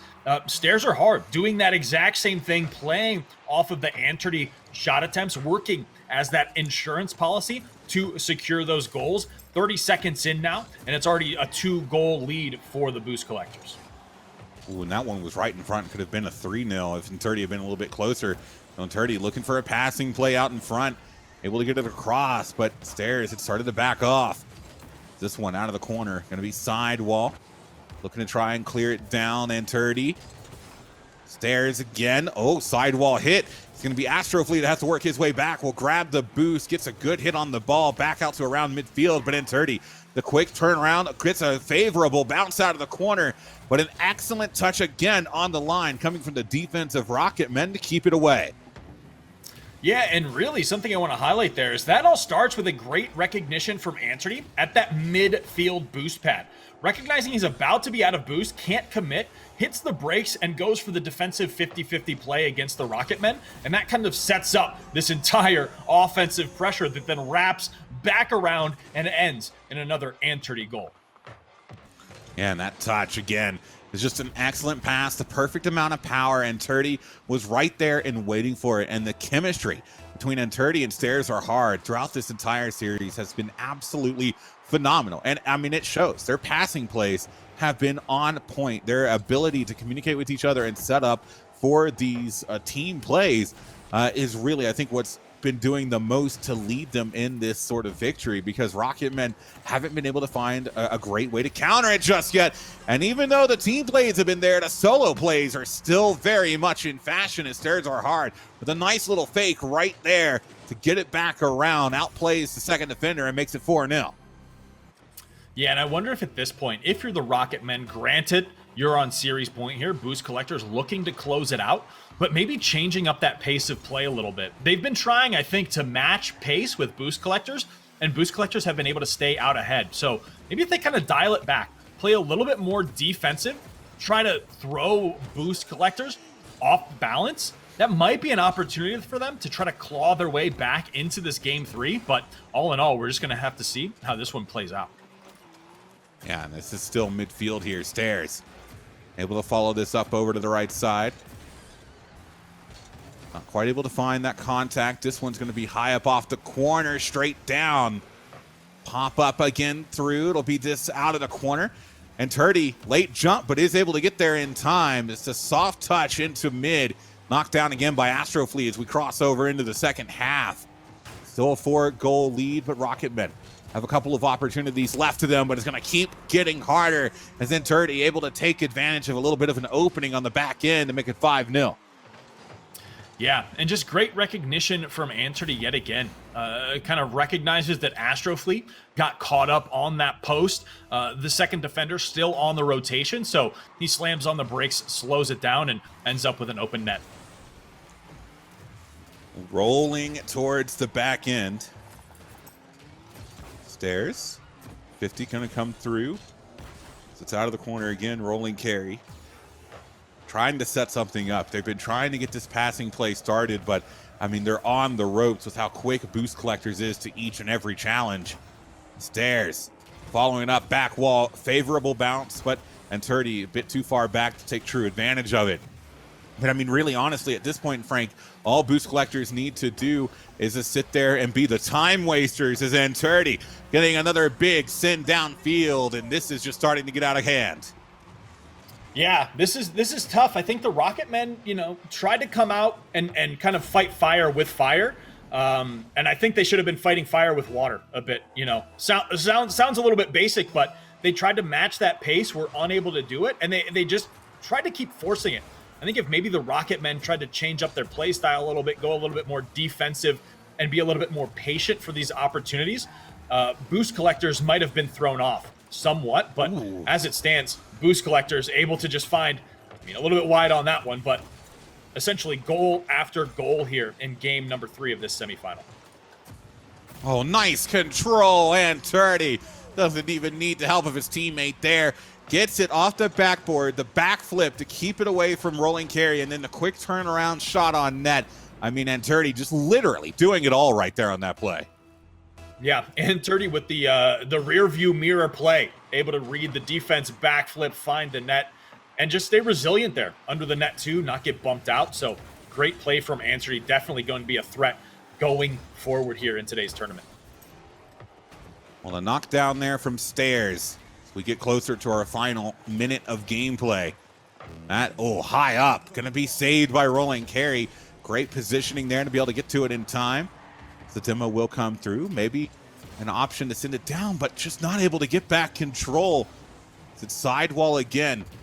Over to the left side. Back at around midfield. Played back this time. And I think Boost Collectors might be content to just let time roll out. I don't really think that there is enough time. Even if there was a massive collapse on the Boost Collector side, to score 7 goals in 30 seconds. I mean, that would be one of the craziest things I think will have ever seen in Rocket League. But with time running down, it's certainly looking like Boost Collectors secured their spot in the grand finals, and I think this is setting up to be a pretty exciting grand finals with the teams that we have there, Frank. Yeah, absolutely. I'm definitely looking forward to this grand finals, but the Boost Collectors doing exactly what they need to right now. It would be essentially a miracle if the Rocketmen found an opening to work their way back into this one. Boost Collectors recognizing that, just know that they have to play keep away until the time runs out. Not even going to be enough time for the Boost Collectors to secure one more goal, and the Rocketmen going to fall in a 3-0 sweep. A little bit of taste of their own medicine from that quarterfinals. Boost Collectors in a karmic revenge there, and they will be moving on to our grand finals here today, Sleeky. Yeah, and for Rocketmen, I have to give them credit. They were looking, especially early on in that series, they were looking really good in that game number 1. It just really, again, felt like a sort of snowball effect. I mean, Boost Collectors, they were getting good passing plays, some good solo effort plays, and they started to work. And I think for Rocketmen, they were trying maybe a little too hard to counter it instead of just continuing to play what won them in that quarterfinal. They were never really able to get back possession or really any momentum, and from there, it just kind of spiraled out of control for them. Yeah, I think you nailed it there. If you're the Rocketmen, you kind of, after that game number 1, you have to recognize that you're going to be in for a slog. You're going to have to grind the series out. And instead, I think they tried to rush themselves to that finish line and try to match pace with the Boost Collectors. The Boost Collectors, after that first game, immediately were able to recognize what they could and couldn't get away with and just capitalized on that, kind of coasted their way through that second semifinal, and now they are going to be in our grand finals going up against Double Tap. Yeah, and Glitter, again, I know you've been watching along with us. We have our grand final set. What did you make of that series, and what do you think's going to become of this grand final? I mean, Boost Collectors were looking to maintain their undefeated status, and they do just that by taking out the promising new team in Rocketman in our second semis final matchup of the day. Boost collectors are no strangers to our finals either. Now they're going to be going up against Double Tap for all the marbles. So this will be a heck of a finals. Before we get into it, though, we're going to send it to our last break of the day. And when we come back, the grand finals of our Adaptive Esports Rocket League exhibition. Stick around. We'll be right back.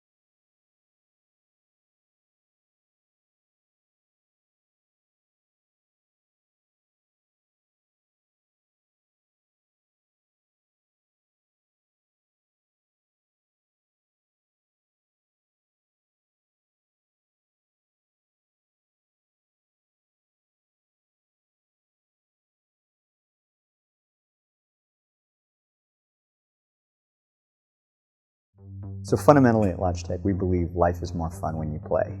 So as a result, we think everyone should be able to enjoy the joys of play. So Microsoft is a super close partner of ours, so when they came and they said, hey, we're working on something in the accessibility space, we can't tell you what it is, but could you please support us? We knew we just had to do the right thing. It was really very, very invigorating to find out that like we had, a partner that was just as excited about this as we were. So what Logitech has done is basically empowered people by creating a ton of new switch and button options for them, and it's really going to open up gaming for a lot of people.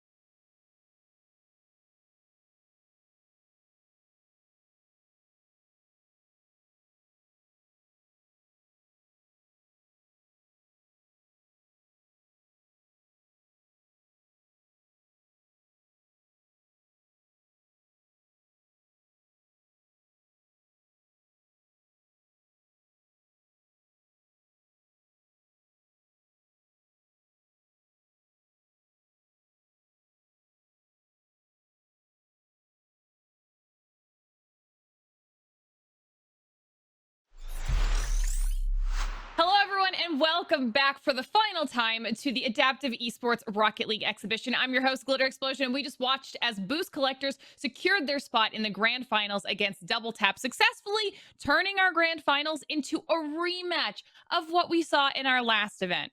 If you think you could be one of our next finalists, you can head on over to adaptiveesports.challenge.com for more information. If you're just checking in with us for the first time, let's take a quick look back at our bracket to see the journey our teams took to get here. As you'll see, we have 3 O's across the board, Double Tap and Boost Collectors being those winners out of our semifinals, securing their spot all the way through to the end. Now, the real question here is, will Boost Collectors secure themselves a 3rd championship, or will Double Tap be the ones that end their reign? Ladies and gentlemen, it is time for our grand finals. Frank and Sliggy, let's crown ourselves another winner. Yep, grand finals right here on the horizon. And, you know, we've had a lot of 3-0s so far throughout today, Frank, but I'm not going to lie. I have a feeling that this is going to be our closest game that we saw yet.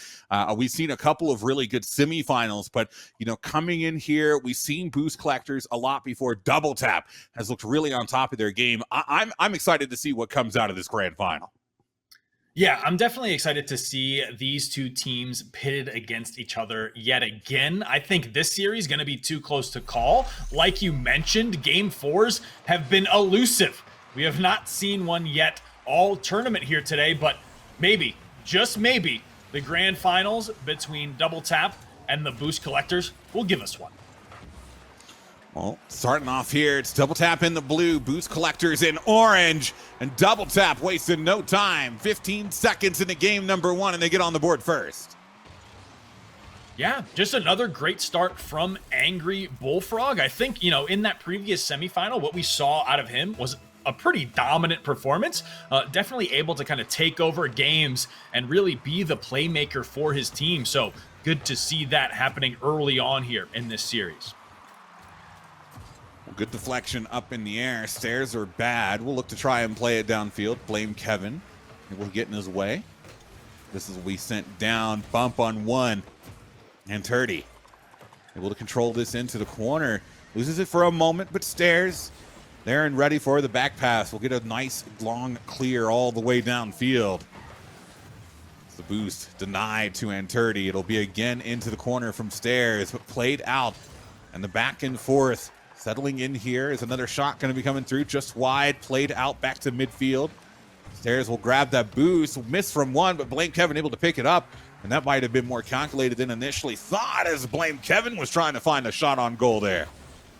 Yeah, nice stuff out of Blame Kevin, and I think, Sliggy, this series might come down to some of these support players. I think Angry Bullfrog and Anturdi kind of the standout shot callers, playmakers for this team. So I'm really looking at how Kevin and Stairs are going to be duking it out in that backfield, and it is going to be Kevin that strikes first between those two to get Double Tap a 2-goal lead.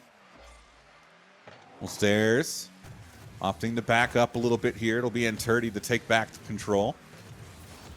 A little bit of a dribble going on and around midfield. Stairs there to bail him out. Takes a shot just high. The follow-up going to be wide off the post. Potential for a 3rd shot here. Stairs trying to line it up. It's still out in front. Angry Bullfrog has to play that one away. There's another one potentially here for Anturdi, but that's wide to the left. The follow-up finally able to go through. Stairs are hard.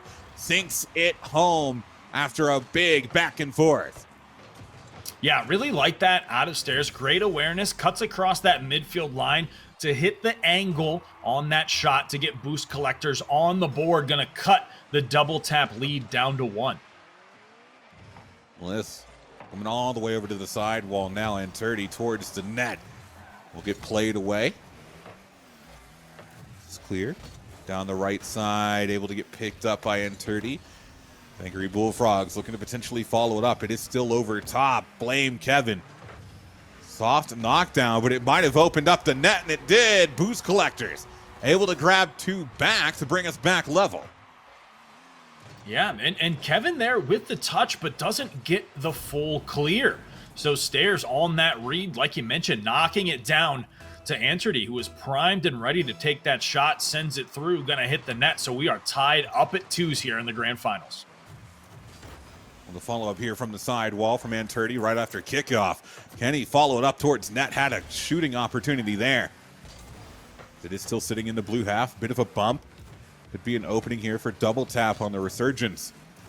Anturdi out of the corner, will look to send it back downfield, gets it around one more to beat. Good touch, a little bit of height, gets it out in front, but the shot gonna be blocked by Angry Bullfrogs. Really like the carry from Anturdi there, sets it up for Stairs, but a great defensive play from double tap 2 to keep this one squared up at 2s. Ooh, what a carry, almost able to get the air dribble in.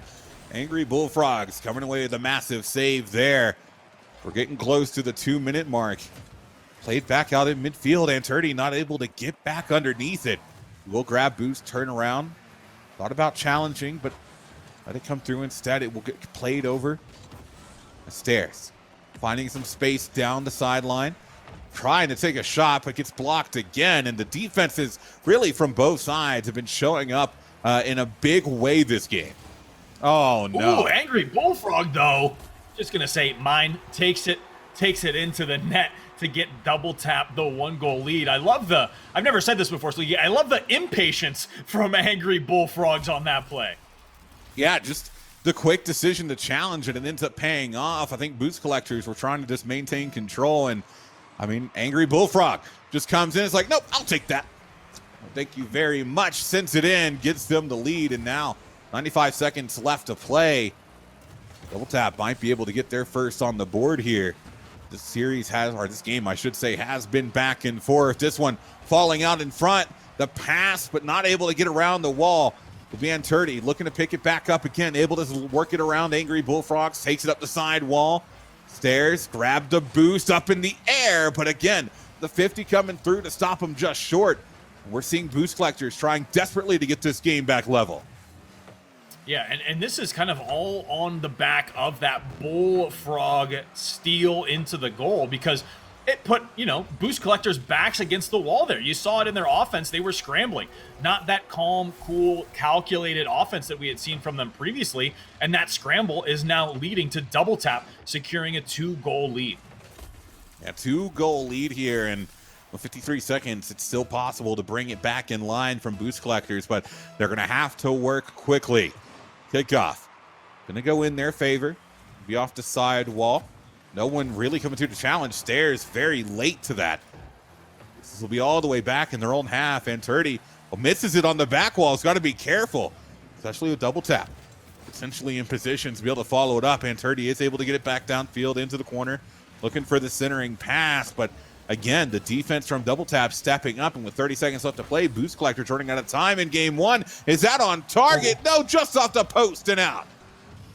Yeah, a brutal post play there. Boost collectors had the shot attempt. They were able to sink that one. We'd be looking at a totally different ball game here with the boost collectors. Able to have a kickoff and another opportunity to tie it up, but that shot going just wide puts double tap in a great position to stall out game number 1 here. Anturdi, good carry all the way over. This time out of the corner, no time left. There's no chance for a comeback now from boost collectors, but they were trying to get a last-second save, and so double tap and end up taking game number 1. They look really good doing so, but I mean, I gotta say, this is what grand finals are made of here, Frank. We get a good opening start to this 4-2. It was a lot of back and forth. We saw a couple of lead changes. So going into game number 2, I'm really excited to see what boost collectors can do to kind of pull themselves back into this. Yeah, and looking at that scoreboard, they were kind of in that. I mean, they had 4 more shot attempts than double tap on that one, but it was on those opening plays from Bullfrog that led into goals. So I think, that scoreline 4-2 maybe is a little bit misleading when kind of comparing these two teams, because more offensive pressure did come out of the boost collectors, but double tap was able to sneak just enough extra goals in there to take game number 1. So I still think game number 2 is, anyone's game.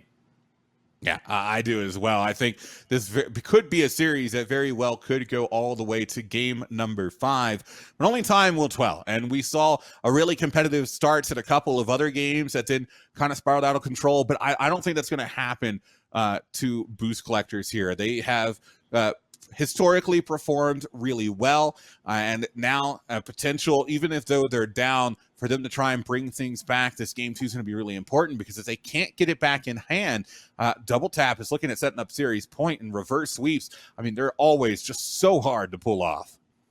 Yeah, there's such a huge like mental difference, right, between being 1-1 in a series and being on series point 2-0. So a lot riding here on game number 2. I think Boost Collectors, though, have what it takes.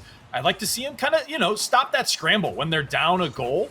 I think their offense fell apart just a little bit there towards the mid game that allowed Double Tap to secure a couple of those goals and opportunities. So we'll see here, game number 2 between these two squads, who is going to come out on top. Well, right out of the get-go, Boost Collectors having some presence in the Double Tap half. The Stairs able to play this over to the right side, unable to follow it through, though. Good little cut coming from Double Tap, as Enturdi able to play it. It's one man left on defense as the other rotates back around. Enturdi trying to carry it over top, but loses control at the last second. It'll be a side wall hit. Enturdi again trying to control, but not getting the touches he wants. It'll come back over into the orange half. Stairs moving it forward again. Not quite able to find that 50, and a relatively one-sided opening minute in favor of Boost Collectors, but they haven't quite been able to break through this defense. Yeah, that's something I think huge merit to Double Tap, is their defense has been pretty solid, but there is going to be Enturdi with the knockdown goal to get Boost Collectors on the board here first in game number 2. Yeah, and I mean, when you're putting on that much pressure, eventually you're going to catch the opposing team out of position. It leaves open a hole, and Boost Collectors, they find the hole right there, and they're able to capitalize to make it 1-0. They still have possession after the kickoff. This being sent back the other way. It'll be out of the corner. Stairs a little bit over commit into that corner. The ball comes in over top of him, as this will get played over to the sidewall again. Enturdi able to grab Boost, but the ball a bit out of reach. Pass in mid. Stairs able to play it away. Angry going to be sending this one. This will be off the back wall, but Enturdi making sure that he goes towards the side off of it with a great touch on the back line.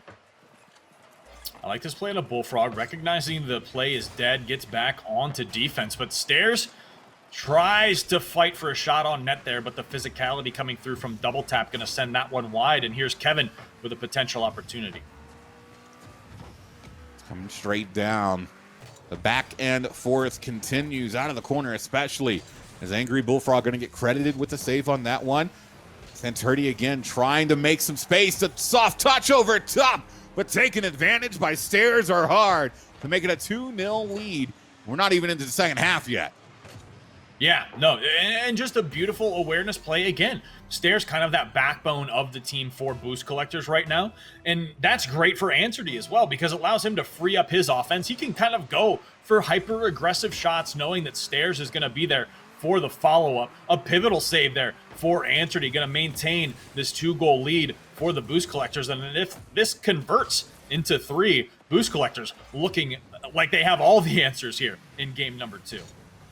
Ooh, going for a demo as well. Interesting attempt there from Double Tap. Unfortunately, the quick thinking from the side of Boost Collectors to dodge out of the way. The pass out in front and the punish on the other end.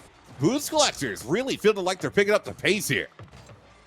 Yeah, and I think this goes back to like that game number 1. The scoreline actually being super misleading. Double Tap taking that 4-2, but Boost Collectors outshot them with 4 shot attempts. And right now it's paying dividends for Boost Collectors.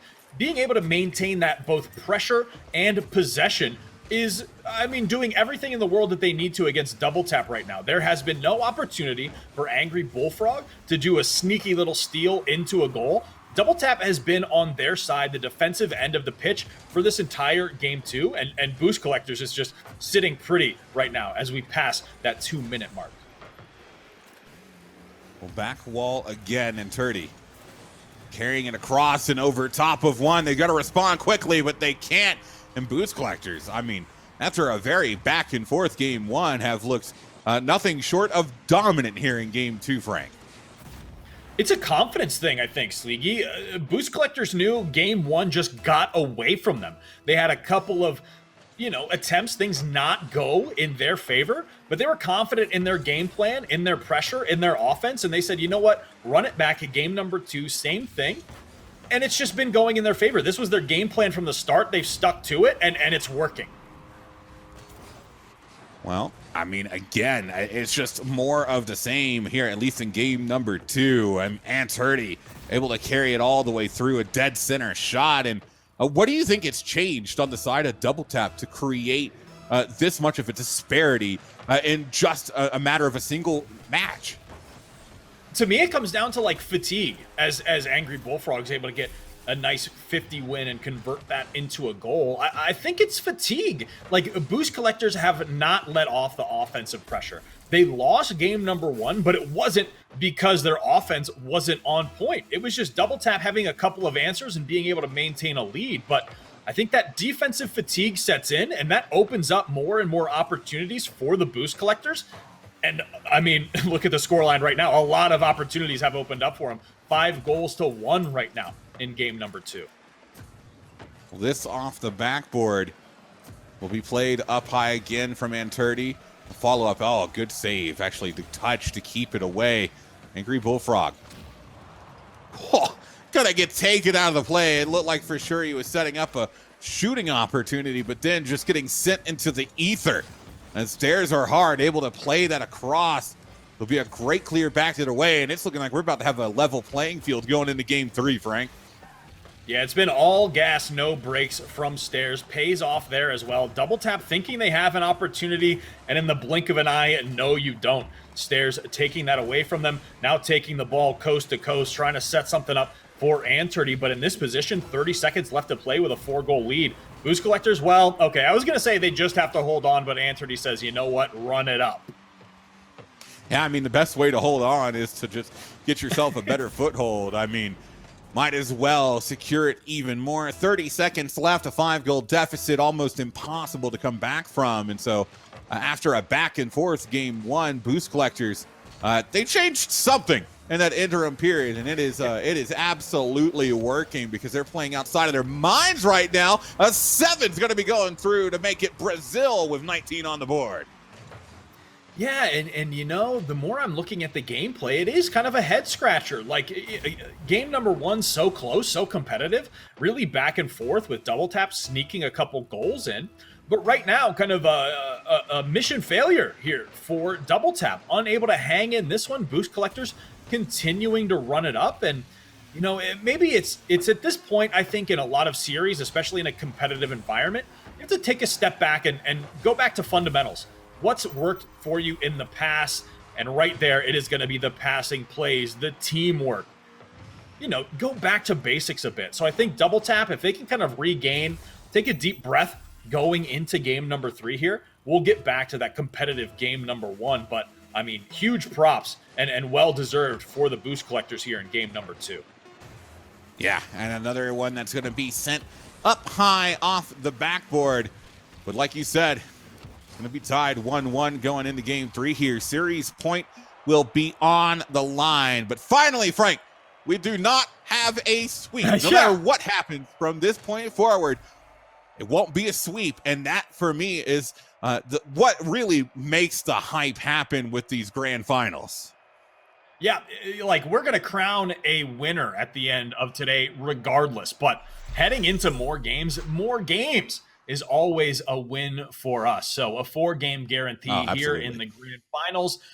But I think, like, the big answer for me is always when a team answers back, what does game 3 look like, right? We're tied up 1-1 in the series. I think the opening to game number 3 is going to be a big tell into how this series is going to play out.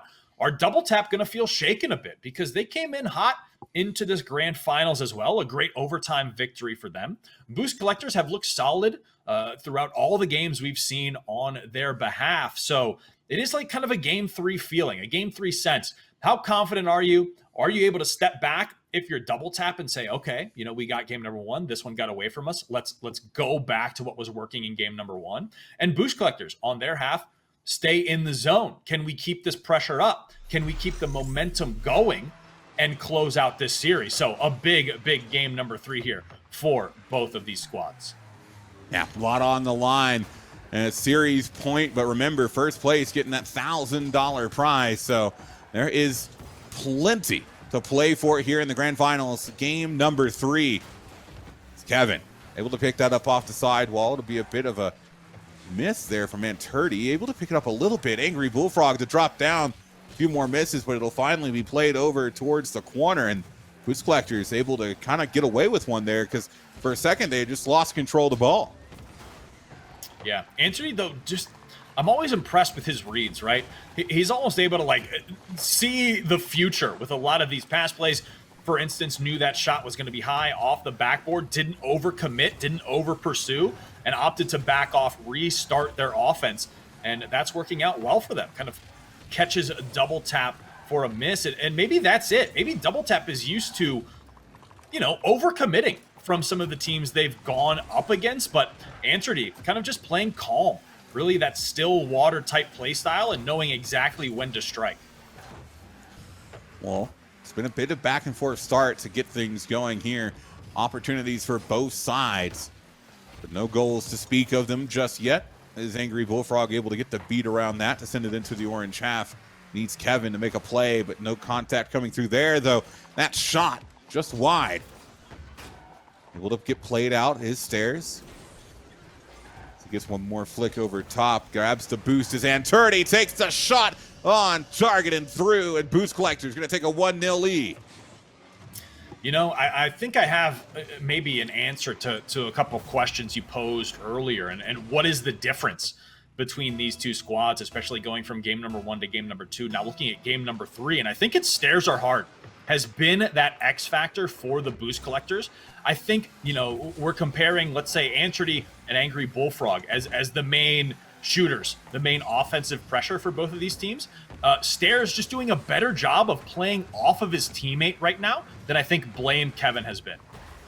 Yeah, I think you're absolutely right. He's been a massive impact throughout this game, and a lot of the reason why some of these opportunities have even gotten set up in the first place. As Blame Kevin, fortunately actually playing that away from his teammate. Unfortunately for Boost Collectors, Anturdi plays that too far out. His teammate was closer in underneath, so not able to capitalize off the mistake. So it'll come back over to the side again. This high up in the air, Anturdi waiting for the clear. It is going to come through, but we cross over into the second half here, and Boost Collectors, even though there's been a couple of opportunities back on the other way, they've done a good job defending against it. They're holding on to this 1-0 lead. Yeah, I was going to say that's a great thing to keep in mind here is that I don't even have to, I'll let the gameplay speak for me, because exactly the point that I was going to make is that, while the offensive pressure has been coming through consistently for the Boost Collectors, Double Tap have done a much better job here in game number 3 of thwarting those shot attempts that end up converting into goals, and that's allowed them to claw their way back into game 3 here, as we are now tied up at once with almost just 2 minutes left to play. Well, big clear coming down again. This will be off the back wall, played away by Angry Bullfrogs, but a potential pass. The stairs are hard, but not able to get solid contact. This in the corner. Angry Bullfrogs was looking to pick it up, but again, kind of mistimed it a little bit. Goes right underneath the ball. Anturdi, great pop. Excellent decision to keep it down low, but the defender still able to get a small touch. So we played out to midfield again, kept into the blue half. Lot of pressure coming from Boost Collectors here. Is that shot going to get saved away, but straight back down, and it takes both of them to be able to get in front of the follow-up. Good defense there. Ooh, Blame Kevin. Misfire on that touch, potentially setting up stairs, but just caught in a bit of an awkward spot. So nothing going to develop from either side of that play. Bit of a midfield reset here as Anturdi attempts to make his way. Able to get it past one defender. Can he get it past 2? No. Going to be the save coming through from Angry Bullfrog yet again.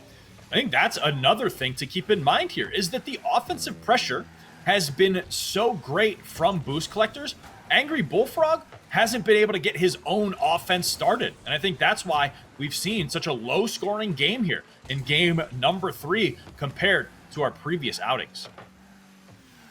Yeah, and I mean, potential overtime as well, though Blame Kevin was trying to finish that one off right there without an overtime. Next goal, I think, might very well be the one to secure this game, but a lot of back and forth continuing to go on. 30 seconds left. Stairs are hard. With a hit towards the back corner. Gets a small touch. It is going to be over top. Played over to the left side by Anturdi. There's now 20 seconds left.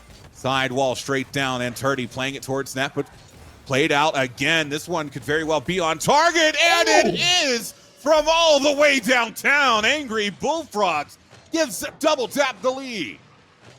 You know, I love this out of Double Tap. Like, essentially the adjustments being made from game 2 to game number 3 is almost more reliant on that game 1 philosophy, where they will play it patient until an opportunity arises and then choose to strike. So you compare that to the Boost Collectors' constant offensive pressure, and Double Tap more so just biding their time for these opportunities. Ball is up though, no time left to play. And that is going to be down, and Double Tap sneaking in the W with a long-range clear converted into a goal from the Angry Bullfrogs. Look at this. Oh, we got to talk about the shot attempt, Sleeky. 2 shots, 2 goals, and the victory. I don't know if I've ever seen that compared to 7 shot attempts and only 1 goal for the Boost Collector. So, I mean, game number 3, efficiency being the name of the game for Double Tap.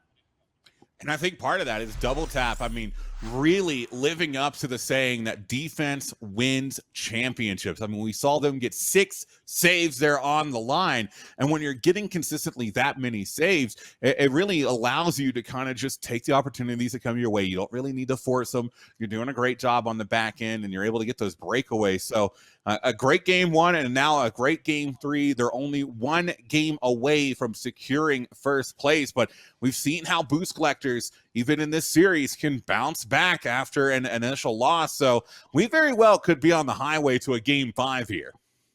Yeah, we might be certainly on that highway, and it's clear skies and clear roads, Sleegy. It all comes down to this game number 4. But I love kind of the I don't want to say clashing play styles, but the way that these two teams, their different approaches to the game, and it's paying off for both of them, I think, is the most interesting part. You know, game 1 and game number 3 on the hands of Double Tap, patient, just waiting for their opportunities. Boost Collectors, relentless offensive pressure, and both of them with victories. But Double Tap on series point right now, grand finals point right now. We'll have to see if they can close it out here. Yeah, that we will. 15 seconds in, and a little bit of pressure from Double Tap to start things out, though, and Turdy back the other way. It'll get played back downfield. Blame Kevin out of the corner. It'll be off the back wall, straight in front. But the other defender from Boost Collectors able to get in front, and Turdy. We're going to try and find a quick turnaround here. The 50 coming through. It's Blame Kevin taking his time. Knows there's no one really challenging. Sending it towards net. Finds a decent 50. Angry Bullfrogs. Patient touch. Blame Kevin trying to turn it back around, but he's not able to get high enough to make contact to redirect that towards net. Another great save from Angry Bullfrogs. I think they're sticking to this game number 3 game plan that worked out for them, just playing patient and waiting for their opportunity, kind of letting Boost Collectors, you know, run themselves ragged, essentially. They're saying, okay, you know, keep putting the shot attempts, kind of the old rope-a-dope, if you will, that they're playing against Boost Collectors right now. So, been working out so far for them, and now it's just kind of Double Tap waiting for their opportunity to strike. Sidewall back into the corner again. Angry Bullfrogs waiting for his teammate to make that play. It's been an opening minute and a half, and still a little bit of back and forth as the pressure building. We haven't seen too much sustained possession from either side, really. This one coming into the orange half again. Be towards the side wall. Blame Kevin trying to finish it off. Gets a good 50. That's going to be straight down in front of net. It's still right in the zone. Blame Kevin trying to get there in time, but Boost Collectors able to get underneath and play it away out of a dangerous spot. Yeah, great save. Great patience from the Boost Collectors. Now, Stairs going to be converting that into a goal himself. A great answer, great patience on the hand of Boost Collectors, kind of fighting the same battle that Double Tap was trying to fight throughout this entire series and making it work in their favor. Well, Boost Collectors trying to push us to a game 5. They're on track to do that if they can hold on to this scoreline, but still 3 minutes left to play. Angry Bullfrogs able to get up in the air for that one to play it into the field. Small touch from Manturdi, but good control. It's the attempted pass going to be a bit too quick. He's actually going to get taken out. Double commit there, though, and this is going to fall right at midfield, taken away, and now Double Tap have to quickly get set back around on defense, the cut back in front, and Turdy taking a shot, make it 2 for Boost Collectors. Nice patience again from Boost Collectors. Nice conversion again for Boost Collectors. And Double Tap, I'm getting the sense they're in a bit of a scramble right now. I think they were thinking they were going to close out the series right here and right now, but Boost Collectors obviously fighting and had a different idea in mind here in the grand finals. There's still plenty of time for for Double Tap, I should say, to try and work their way back in. 2 minutes and 15 seconds is a long while in a game of Rocket League as Angry Bullfrogs. Sending this one towards the backboard, not able to pick it up. It'll be Blame Kevin out of the corner again. But a quick pickup there from Boost Collectors as it goes off the side wall. And Turdy now. Infield pass, back and forth. This one going to be coming out of the corner again. And Turdy able to just get enough to keep it from being a well-played shot. But now, big clear coming downfield. Angry Bullfrogs trying to finish it off. This one's going to come out of the corner, but the shot not coming through. And a big opportunity to try and at least cut the deficit down is missed. Yeah, tough break for Double Tap there. I think Angry Bullfrogs running out of boost kind of stopped that play in its tracks, but we'll have to see if they can get something going again. But it looks like Boost Collectors trying to get something going for themselves. And now, Angry Bullfrogs trying to play this patient, look for that opportunity yet again. Oh, the miss out in front. That is the last thing that you wanted to have happen there. Stairs are hard, able to pick this out, but this has got to be a clear coming through. Unfortunately, no touch right there. Now with a 3-goal lead, 1:17 left on the board. Frank, we very well could have a Game 5 decider on our hands here in the grand finals. Yeah, and I think with the approach that Double Tap has been taking, towards their play style, how they want to play this game in this grand finals, their kind of whole thing relies on them stopping Boost Collectors from getting a lead like this, because previously what's worked in their 2 victories has been like patient play converting into a few goals that essentially locks in the victory for them, but they've yet to really get the same amount of offensive pressure and speed going that Boost Collectors have. They just can't match that play style. So once Boost Collectors gets that early lead, I feel like it's harder and harder for Double Tap to find those answers, only for the fact that they can't match that same pace of play that Boost Collectors is able to perform at.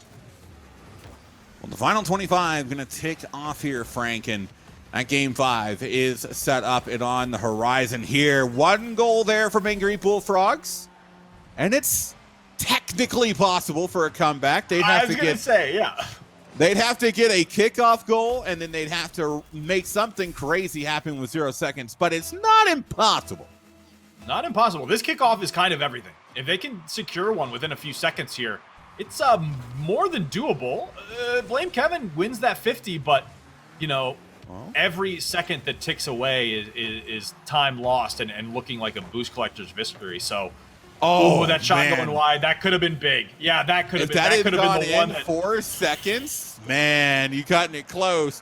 Boost Collectors, even though they've got the 2-goal sort of boost there right at the end, going to be breathing a sigh of relief because the possibilities of a potential comeback from Double Tap in the dying seconds, just goes to show that this team does not give up, even when the odds are stacked heavily against them. So a very, very back and forth series so far. We're going into Game 5, and this last one, Frank, this is going to be what decides it all. Yeah. This is it, right? Series is tied up. Game 5 is essentially a best of 1 right now. Winner take all here in the grand finals. It all comes down to this game. Now, what's interesting to me from almost an analysis standpoint is that Double Tap outshot Boost Collectors on that one by, I think, about 2 shot attempts. So trying to read those tea leaves and make some sense of it is, I do think that's kind of what happened towards the end.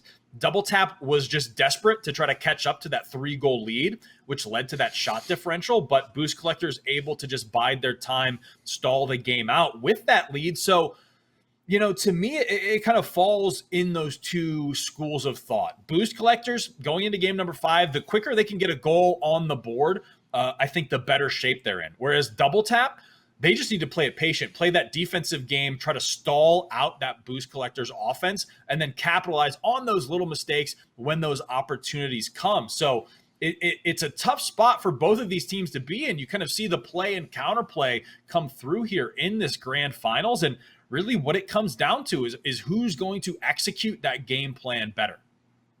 Yeah, and the game plan is going to be massively important coming in here because, for both sides, backs are against the wall in a sort. You don't really have opportunities for mistakes. It's winner take all. This next game is what it comes down to. And so if you make an early mistake, you're going to be sitting with that mistake the rest of the game, knowing how important of a situation this is. This is we get this game 5 underway. $1,000 for first place is on the line, and it all comes down to this.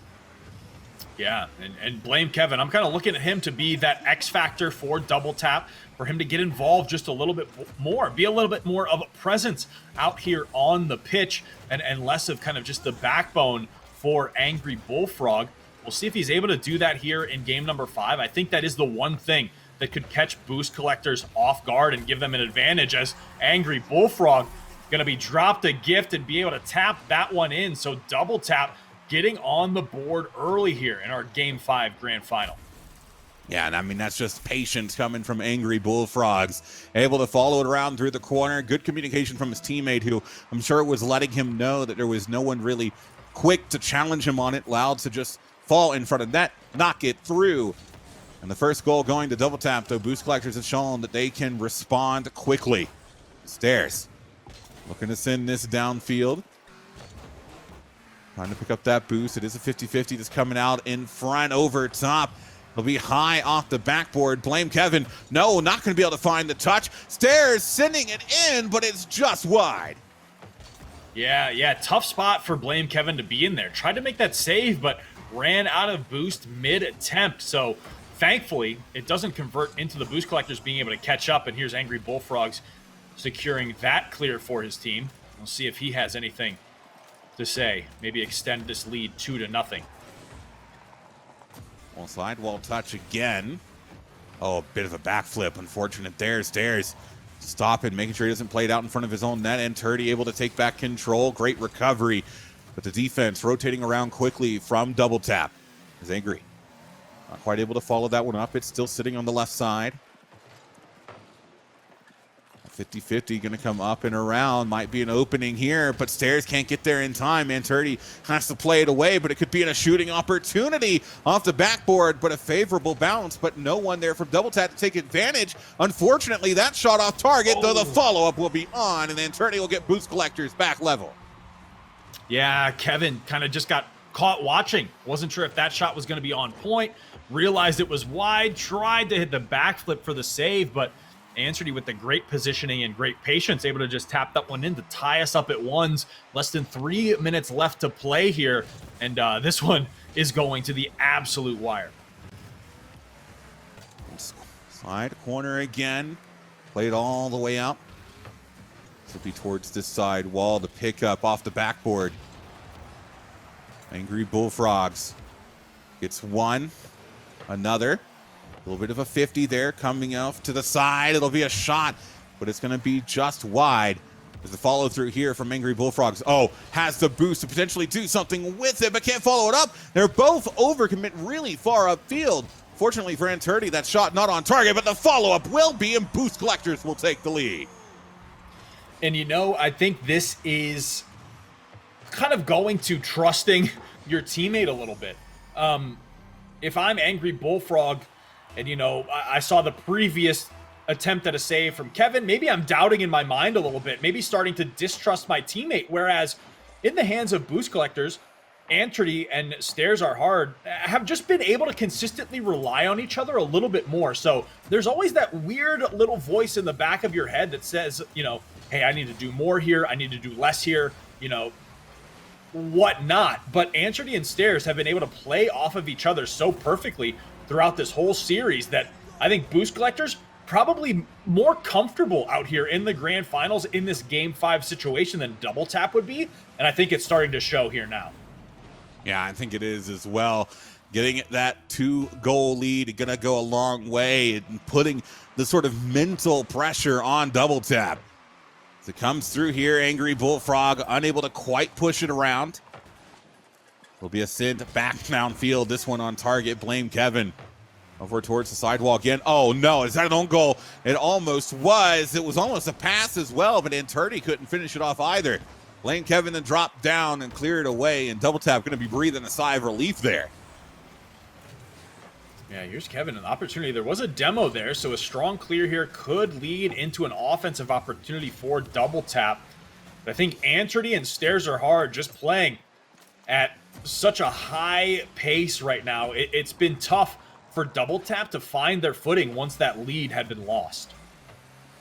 Yeah, I mean, it's been kind of the story of them all series long. They might have a couple of last-minute heroics in them here, but it's going to have to come through because the final 60 seconds ticking away. Boost Collectors on the verge of a Game 5 Grand Finals win. That shot from Blame Kevin going to be just wide. The follow-up out of the corner again, but no one in midfield to really take advantage. It'll be just a play into the corner, and with each passing second, I mean, this is going to get more and more dire for Double Tap.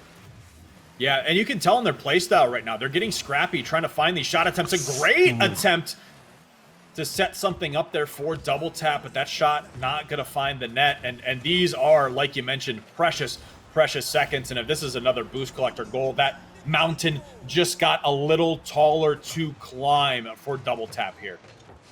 Yeah, and I mean, Anturdy, just taking advantage of a really well-positioned ball. He comes around, doesn't need to get too much power, doesn't need to do anything fancy, just needs to get it on target. That's exactly what he does. And now, I mean, that mountain just got even bigger. Like you were saying, final 20 seconds to go, a 3-goal deficit, and Double Tap on the ropes here, still having to defend in their own half. There is not going to be enough time to make it happen here, Frank. It takes all the way to Game 5. A very hard-fought series between these two, but at the end of the day, Boost Collectors are able to collect that grand final victory.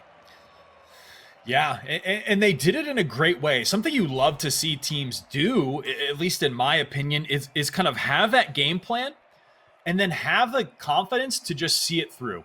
They said, okay, it's going to be our offensive 10 shot attempts for Antrady. I got to bring that up before I continue.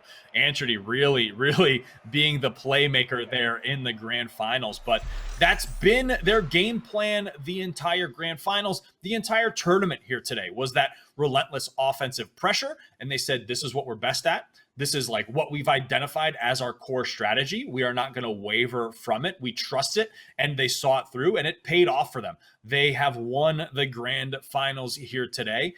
Double Tap did a great job of, trying to counteract that strategy, right? Playing it patient and trying to bide their time for those small windows of opportunity. It managed to get them 2 games, but it was just that relentless pressure from the Boost Collectors that carried them through to that victory here today. Yeah, and just a really well-played series from both sides. Congratulations again to Boost Collectors coming out on top. They are the first place finalists, but man, what a series to finish it off in the grand finals. Glitter, for the last time, what did you make of that one? I think that one quite the way to finish off the tournament here today. I mean, I don't think that we have ever seen Boost Collectors drop a single round, let alone any of our series go to all 5 games in this fashion. So this is now hands down my favorite finals yet. Double Tap had so many great plays, but in the end, Boost Collectors, they just barely hold on, and they are now our undefeated 3-time champions. That's a wrap on our 3rd Adaptive Esports Rocket League exhibition. Huge congratulations to Boost Collectors for taking home the grand prize of $1,000. And thank you so much to all of our competitors for playing with us today. This was one of our most exciting shows yet, and it was amazing to watch. Of course, thank you so much to our partners, Logitech G, Mount Sinai, Able Gamers, and Adaptive Action Sports for making this entire event possible. And thank you so much to our casters for guiding us through all of the action today. If you want to participate in our next and final event of the season, don't forget to head on over to adaptiveesports.g.logi.link and get yourself signed up. Who knows? You might be our next champion. On behalf of myself, my fellow casters, and everyone behind the scenes who helped make this event possible, thanks for hanging with us, and we'll see you next time.